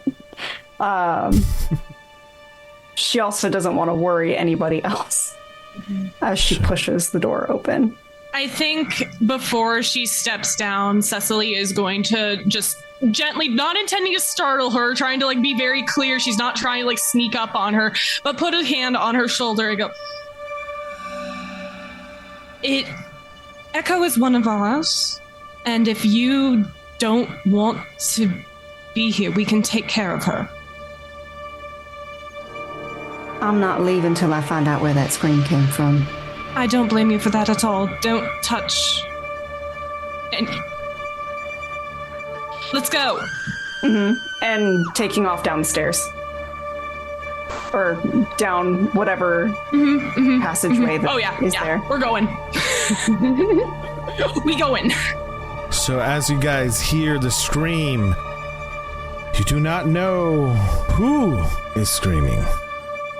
But you know the scream is coming from downstairs. As who's going first? Virginia's leading the charge. Virginia is leading the charge. Who's taking the back? I'll take the back. All right. Perfect. Nothing could go wrong. As you guys continue to go down the stairs, darkness seems to take overview. Diantha, your pocket gets warm.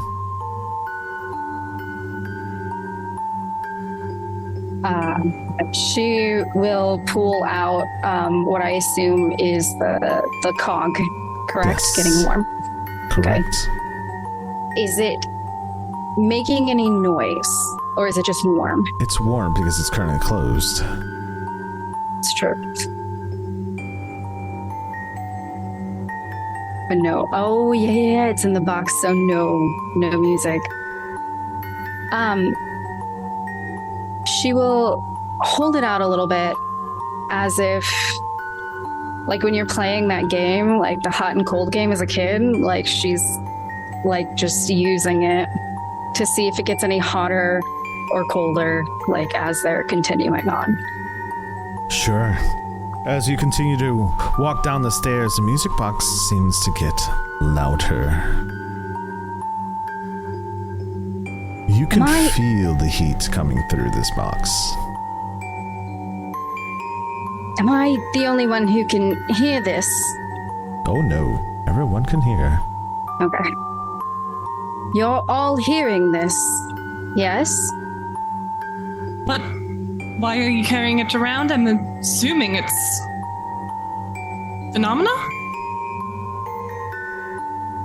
That's what I'm also assuming, but not sure if I'm still missing pieces of it. If you don't mind, Diantha will kind of shift closer to Virginia towards the front. As she kind of lets the music box guide them a little bit. When you take out that one piece of cogwheel, I'm assuming you have the other two pieces with you as well. That wherever you are holding these, it is getting warmer and brighter.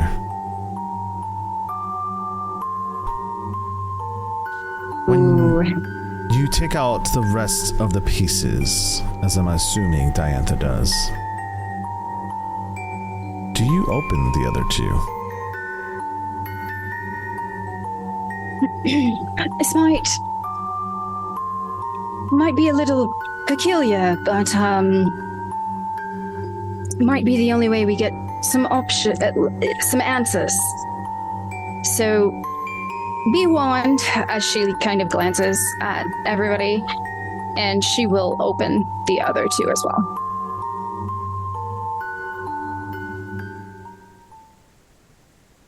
A melody starts to happen as you put these two together. 3 pieces together. The pieces have never been joined together. However, a couple days ago, there was an attempt to put 2 of them together, and they fit almost perfectly. This time, almost magnetically, the 3 pieces join. There are still pieces missing. However, you are starting to hear a clear melody come through. The melody you hear is the one that's currently going on.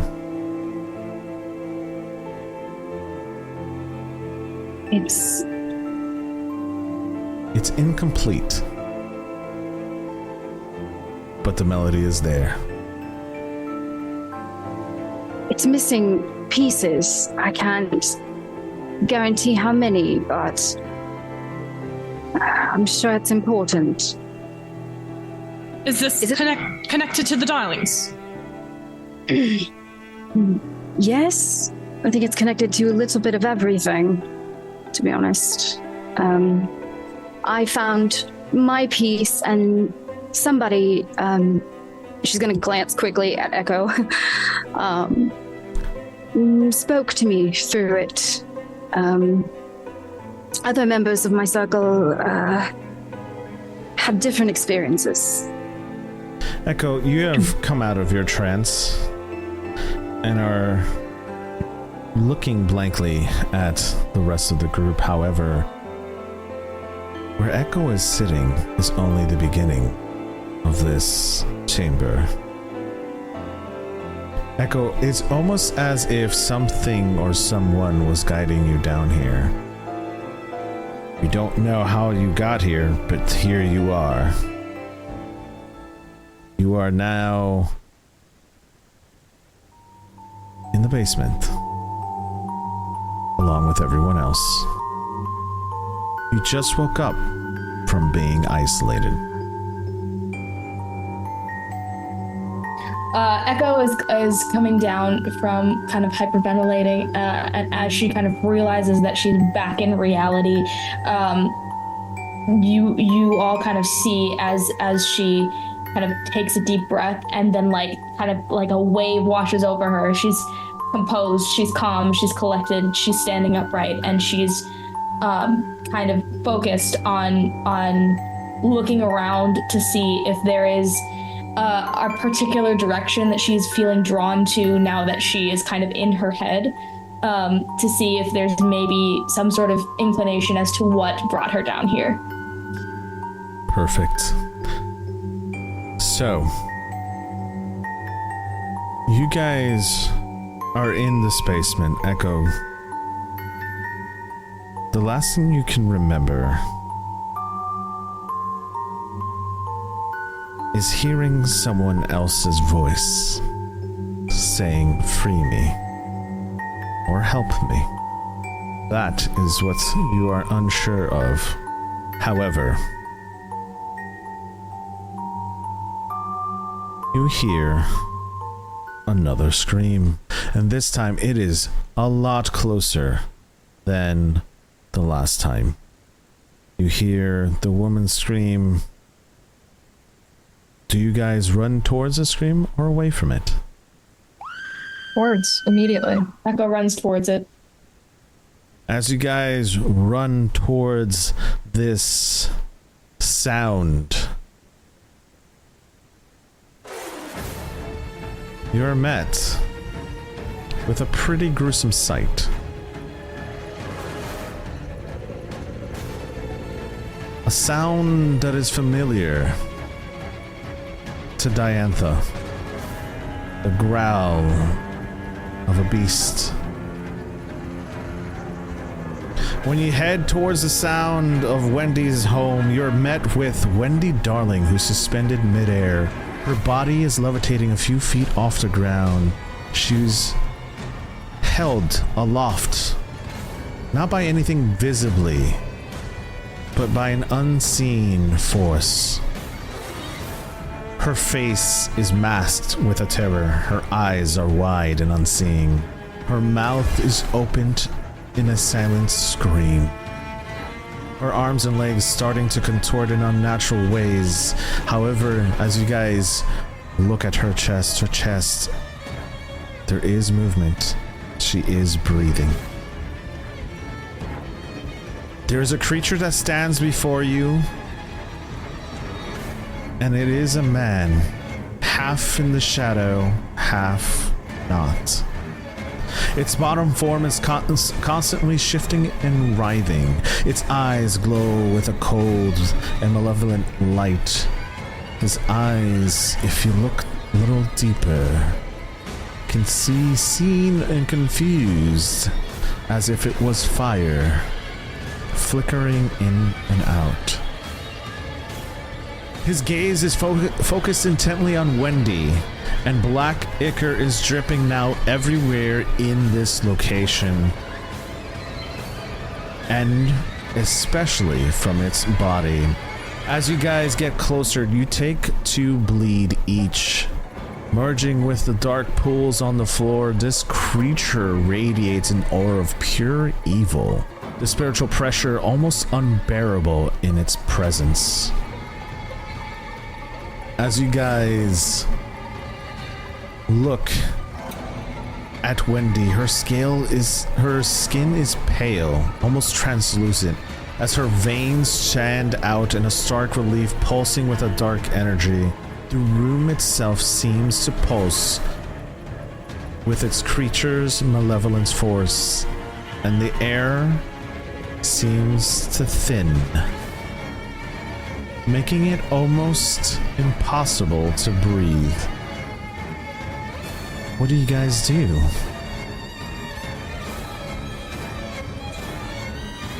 Does Diantha know that fire will help in this situation? That this is the same type of creature?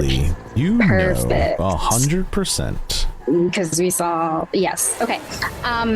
Same type or same? Same. It's the same one. It's the same one. Yeah, I was gonna say, I don't think it's just the same type. Yeah. Anybody Anybody who has fire, get it. Whatever form, let's... do you mind, Virginia, was it, if I, let me see the club real quick. And Diantha will, I'm going to say that in her gear, she has, like in her medical equipment, there's matches. So she's going to quickly pop out a couple of, like, however many matches it takes to, like, set a flame and set that mahogany. We're going to actually have you roll for these. Okay, perfect. All right, Yeah. just because we love to add additional pressure when necessary, go ahead and add a strike roll for that. And you're going to strike the match hot. Go ahead and we're going to do this one at a time. So we're going to do one action per person, which means you're going to roll for this. We're going to go to Echo. Echo, what is it that you would like to do? I think honestly, being hit with another two of bleed right now, Echo is kind of stumbling backwards, and I don't think that her first thought would be, what is the thing with fire? I think her first thought would be, and so she takes like a defensive step back and tries to kind of maintain like the composure of someone who's fine, while like internally is just trying to like push back this wave of additional stress that she is now trying to like. It's like when your brain just goes with a migraine and you're like, no, not now. Perfect. We're gonna jump to Virginia. Virginia, you took 2 bleed when you walked through the house, and then you took another 2 bleed here. That makes this your first scar. Explain to me. You don't drop out of this scene. Okay. However, the scar manifests right before all 4 of your guys' eyes. What does this scar look like, and what does it say? Or what is it called, I should say? That's a good question. I think as Diantha reaches over and is like, may I, looking for the club, I think Virginia is frozen in fear. She thought that all the ichor and all of the weird happenings, she's never witnessed anything like that before, and she thought all of that was weird. Seeing this strange writhing creature in front of her, essentially creating this ichor in front of her, is on a whole nother level than anything that she's seen before. I think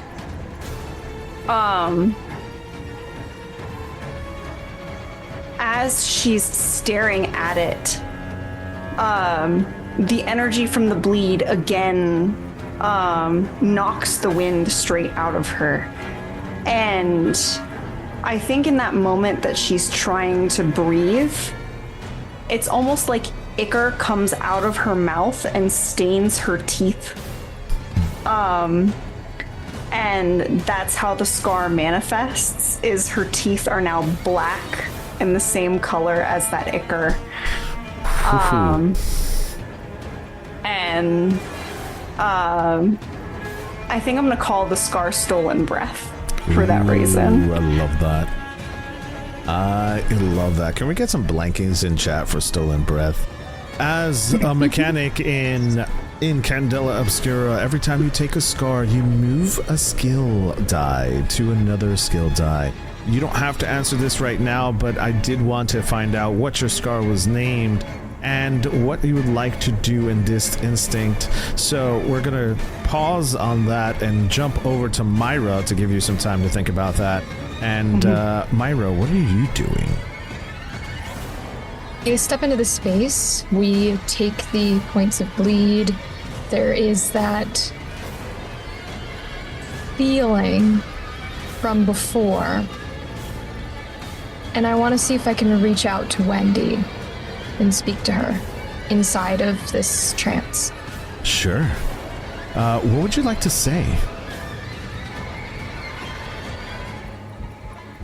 Wake up, or you're probably going to die in a few minutes. We're gonna get back to that. Cecily, what would you like to do? I would like to pull out my camera and try to take a photo of Wendy hovering in the air and this thing in the same frame. What's your objective here? Are you trying to make it say cheese? I'm trying to get a record of what happened here, because I am not a person who fights. I am a person who gets information and gets out. Okay. And my intent is to get a record of what is happening here. If my next move, when I have time, will probably be to try and help her and somehow. But right now, first priority, because that's not my specialty. That's Myra. Sure. That's Myra. Sure. I want to get information that I can bring back to other people to figure out what's going on and how do we stop this. Sure. Understood. Okay. We're gonna go back. Also, Flash might help. I don't know. To Virginia. Virginia, what are the 2 skills that you move from? I think I'm moving. She's losing all of her calm at this point, so I think I'm going to move a point from control to hide, because that's all she wants to do right now. Perfect.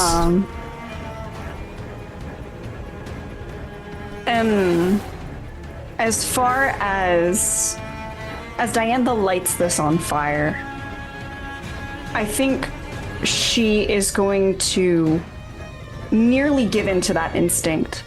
But seeing Wendy sort of floating there and realizing that this person that she came here to save is not safe, she is going to push back every instinct in her body telling her to run. Sure. And as soon as Diantha lights this on fire, I think she's going to try and run it forward and strike at this thing. All right. So here's what I want you to do.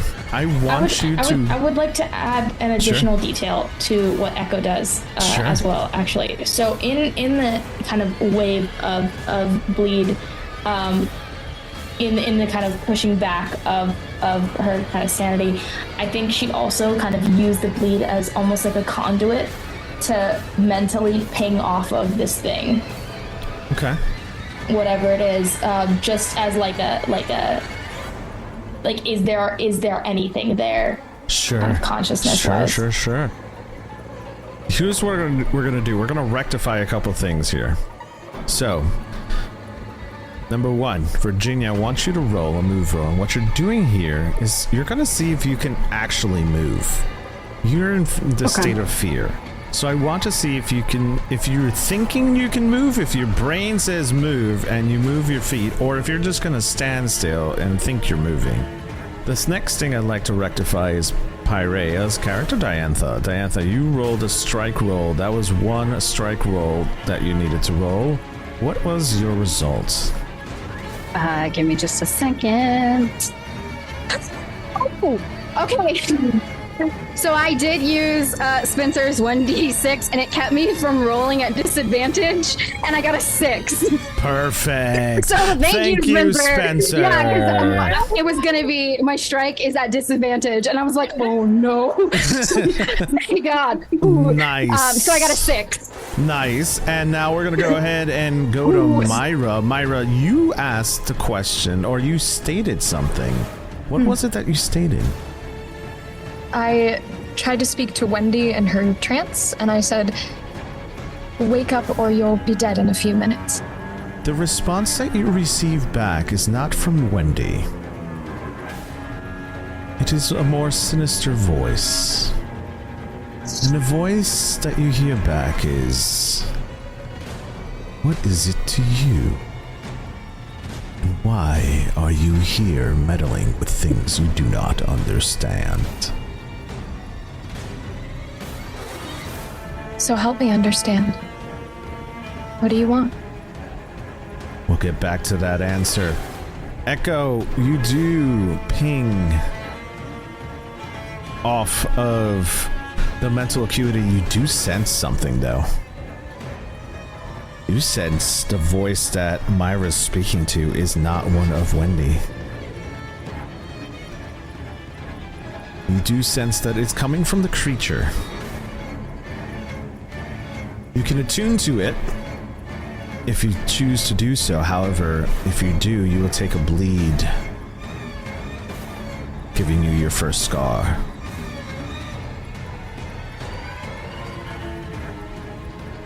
I think Echo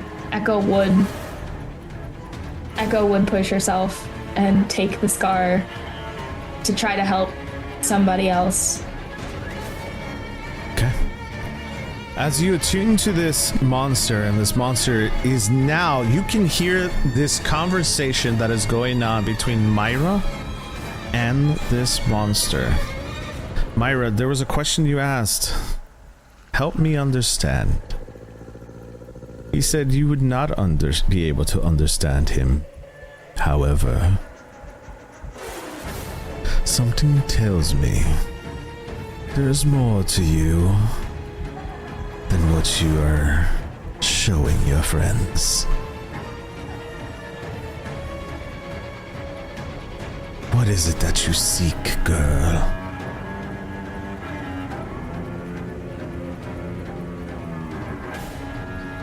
You're not all that powerful if you don't already know.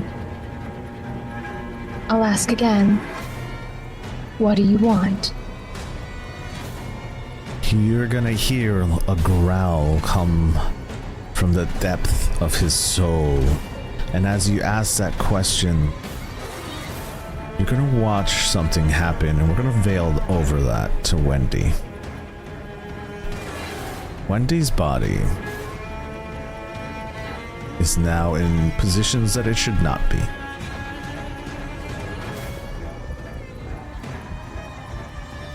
I would say very similar to a special show that will not be announced because I don't want any marks. Stranger, what do you think? So, strange around these parts if you understand my drift. So, we're gonna go ahead and go to Cecily. You've taken a picture of this phenomenon. When you do, the flash happens in front of you, and this monster's eyes beats towards you. As he does, I want you to roll a focus roll. I'm gonna spend another drive because this feels important. Oh yeah, you definitely want to use this. Maybe I'll spend 2. Yeah, I would if I were you. Yeah, let's go. Let's fucking go. Oh, I get another one from the donation. Thank you so much. Yay! Yes, you do. That means I'm rolling 4. That one fell on the floor again. Yes. Highest one is a 5. Highest one is a 5. So success. Okay, so it's a mixed success. Here's what's going to happen. Cecily.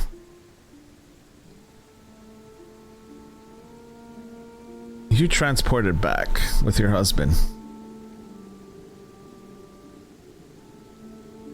You successfully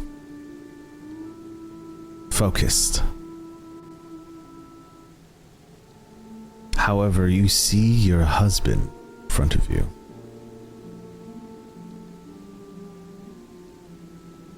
This time, this is not a date.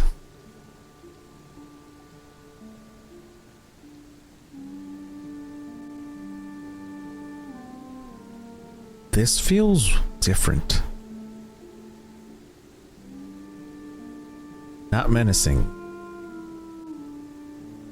Helpful.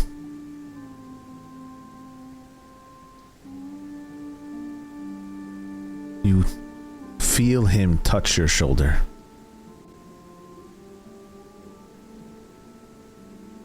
I know I haven't been here, but I'm here now.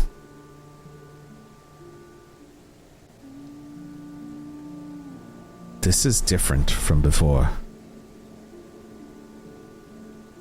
You knew before it wasn't him. But this feels right.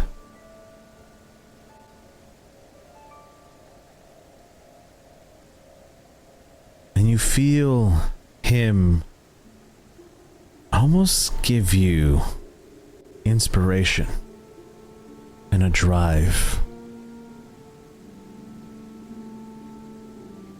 You get a +1 d6 on your next roll, as your husband's spirit is with you now.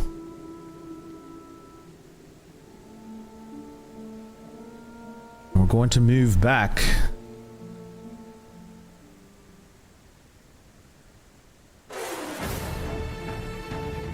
to Diantha. We're going to go ahead and rectify the rest of this. Virginia, what did you get on your move roll? So apparently the dice roller really likes me today. I can send you a picture, North, but Sure, I believe decided you. to spend a drive, and I got a 4, a 5, and a 6. A 4, 5, and a 6, and we're gonna go ahead and take that 6, I'm assuming. So your legs please. are moving almost Scooby-Doo-like towards this thing. As Diantha and Virginia, let's you two describe how you guys take care of the rest of this situation. And along with the help of Echo and Myra, you're both mentally in tune with Peter right now. You are holding up his whole mental constraint right now as much as possible. Virginia and Diantha, you're on the outside trying to hurt this thing, and Cecily, you are currently having a very touching moment with your husband, no pun intended. How do you guys solve this? I'd like for you guys to all kind of come together and tell me how you like to take care of this situation. And we're going to start with Diantha and Virginia. Well, I think Virginia would, realizing that she can actually move, would have waited for Diantha to finish lighting the Mahogany Club on fire, make sure it was properly lit first, and then as she looks at you, Diantha, I think you would see the fear in her eyes. She wants to do this. She wants to save Wendy, but she can't do it alone. And I think she would sort of wait for you to take the club along with her and push 100%. forward with her. 100%. Because any other matches that Diantha has, she's going to make sure that this club stays lit as she grabs on with her left hand with Virginia, and she kind of pushes it forward a little, and she goes, I'm right here. We'll make sure that we I guess finish your case. Don't worry, we'll keep it lit. Lead the way. Okay. All right. And you see her sort of grit her teeth, sort of noticing the strange taste in her mouth from the scar that she took earlier. But she sort of puts it behind her, and she almost lets out a battle cry of sorts as she rushes forward with it, just aiming it straight at the thing. Perfect. We're going to jump to Myra and Echo. What is it that you guys are both tag teaming on this dude? Echo really is kind of, generally speaking, a magnet for people's feelings, both physical and emotional. She's very incredibly empathetic, and I think in this moment she's trying to flip what this entity is experiencing and have it feel what it's inflicting. Ooh. Okay. Especially since she's taking the scar for this. She's taking kind of the mental stress and damage for this, and she's used kind of the bleed as a conduit to connect to it in the first place. And I think what she's trying to do is she's trying to kind of weaponize this thing that she experiences constantly. We're not going to even roll for that. That's fucking cool. That was so cool. That was so creative. I didn't even think about that. That's amazing. We're gonna say that Echo's role there is successful, and you start to see Peter change his tone to you, Myra. As you, what was it that you said? You're not that powerful? And you watch Wendy's body do things that it's not supposed to be doing. However, as he's trying and focus, Echo gets through subconsciously, and you watch him kind of flinch back, almost as a scared dog would. That's what I said. Looks like I was right. What would you like to do, Myra?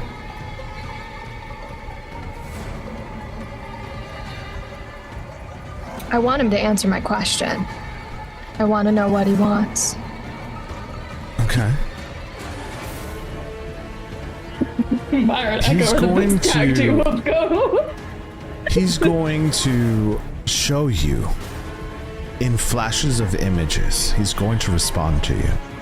But he's not going to say anything. He's going to show you what they are. Echo, you don't see these images. However, Myra, you see them all.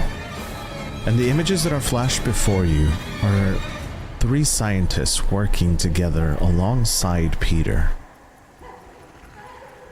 You watch as they collaborate together on electricity. They are working together as scientists to try to end the war. Peter worked day and night, and these are just flashes of images in front of you. Peter works day and night on these. He got the breakthrough. However, Michael was jealous, and you see Michael's face as he looks at Peter, and he goes to his superiors and starts putting doubt in their head, telling them that Peter is unstable. Peter is not someone who can be trusted with this. And Michael talks about how he can take over and that he can be the lead.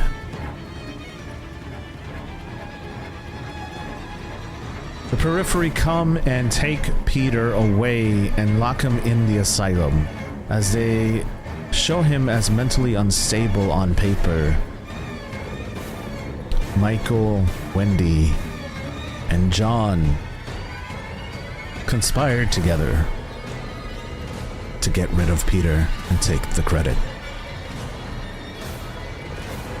And as he shows you that last piece of information, he then shows you the dead corpses of John and Michael, and then shows you Wendy. And then you hear, "This is what I want." What do you do? If you get her, then what? Then we can expose the world to the false idols.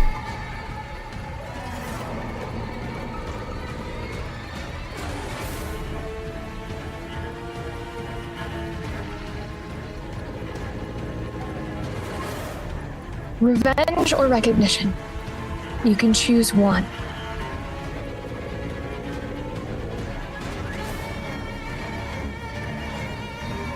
He's not going to answer as he looks at you and smiles. You are a smart one.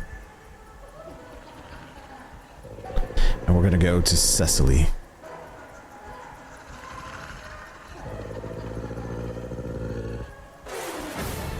What is it that you do?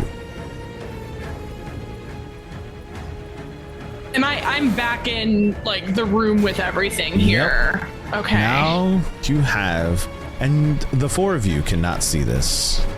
However, Cecily, you feel the presence of something next to you. Okay. Is there some way that I can use a sway? Sure. To try to add to, along with this presence next to me, and I can tell that this is not a presence that is out to hurt us. Correct. Is that correct? That is correct. I'd like to try to take that energy and kind of flare it out. Sure. Again, the power of this presence behind me, this insistence that we're going to get this person out of this, and we're going to get out with evidence of what happened and say, you're going to take the recognition, and try to add to Myra's intimidation here. Sure. And hopefully make a sway roll for this, perhaps? You're not going to need to for this. However, what I will say is the following. As you say this, a bright light seems to come out, protrude out of your chest. And the smell of flowers enter your nostril.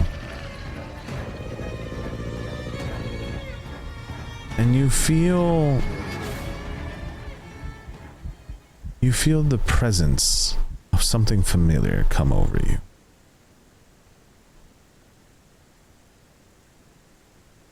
You feel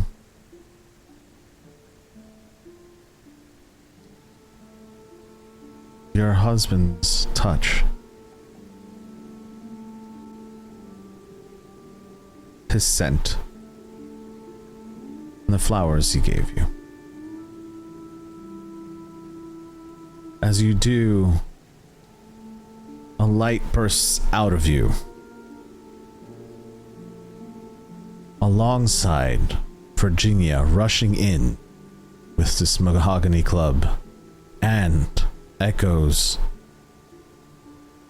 Turn of the Tide. We watch as this light engulfs this room. Virginia, you swing at Peter, not knowing if this is going to work. And this light engulfs this area. You watch as the ichor dissipates and gets engulfed in light. The answers that you seek, Myra, will not be told tonight. As Peter screams out in pain, as we watch this light engulf this room, and narrowly escapes out the back window. We watch the body of Wendy Darling drop to the floor, still breathing.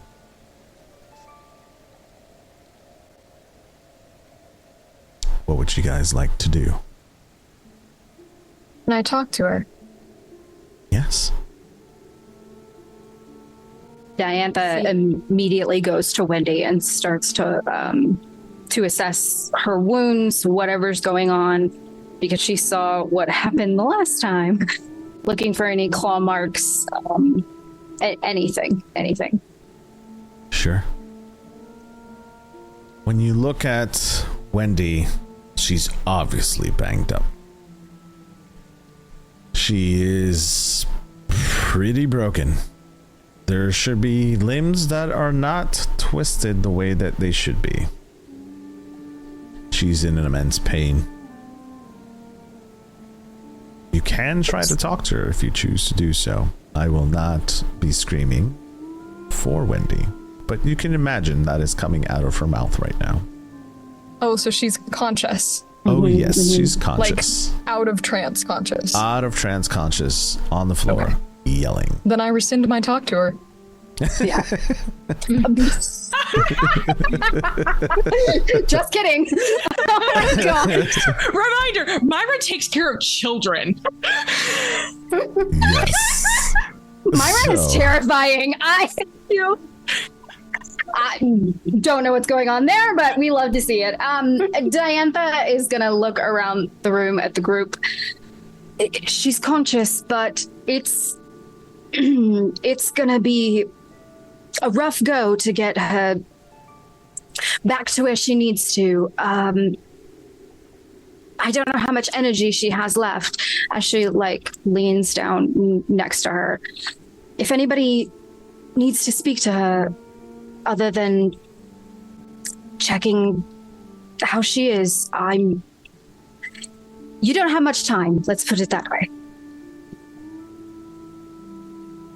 Does anybody want to say anything else before Diantha starts? Cecily, the Yes. presence that you felt right before the light burst from you is gone.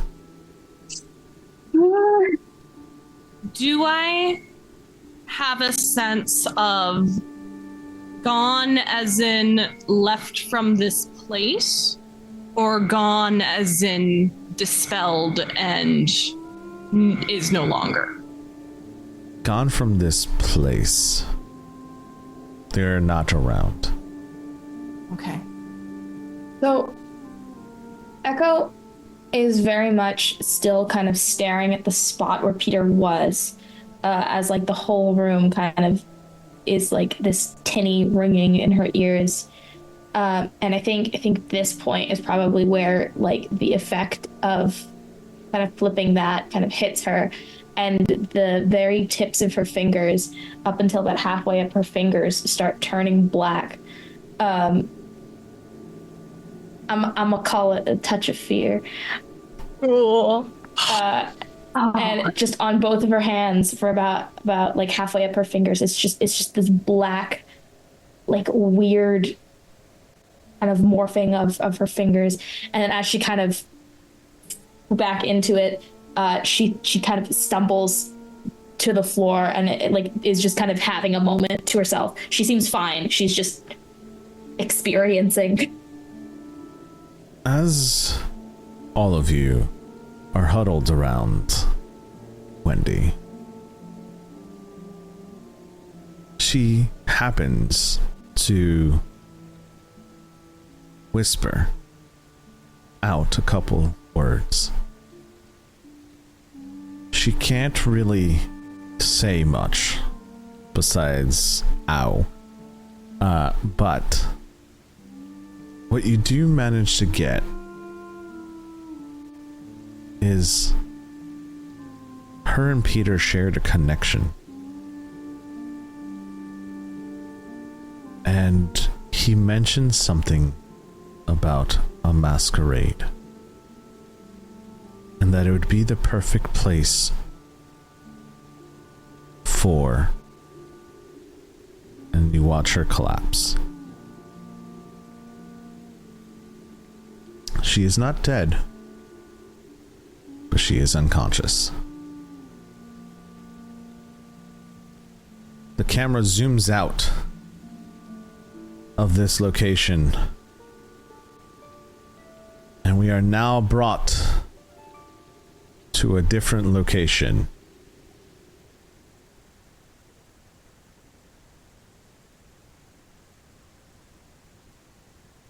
Here, the camera zooms in on a dimly lit room, adorned with a mishmash of elegant and bizarre decorations. You watch as this figure dances around the room.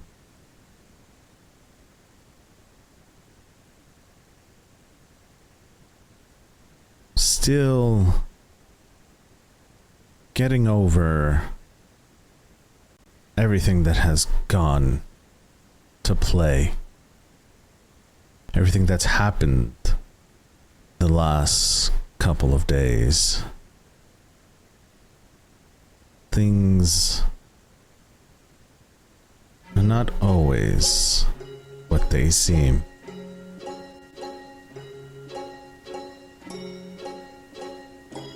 This room is a chaotic blend of luxury and madness. Fine silk and draperies are hung along the strange, twisted sculptures.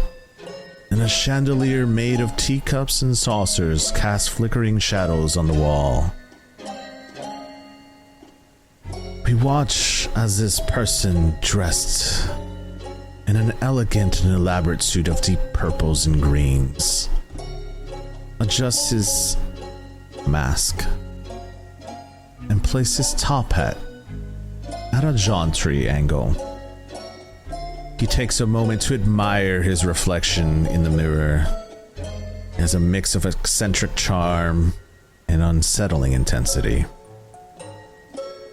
His hands are now covered with gloves, and he adjusts the lapels of his coat as he lets out a sigh. On a small cluttered desk near the window, an open ink bottle and a quill lay beside a piece of parchment. And we watch as this gentleman sits down, his mind momentarily drifting away from everything else that catches his attention. We watch as he slowly dips the quill into the ink and begins to write. Mi querida, as the hour of the baile de mascaradas approaches, I find myself the sound of loud siren start to make its way into our ear. We can hear every word now, can truly make out what is being said. Although the last words we can make out before the camera zooms out is La emoción y el caos de la noche serán. The camera continues to zoom away as we can't hear the rest of the letter or the thoughts of this person anymore. You do watch as the camera picks up tendrils coming off of this person's body as he continues to write this letter. And in the distance, all you can hear is the sound of a clock.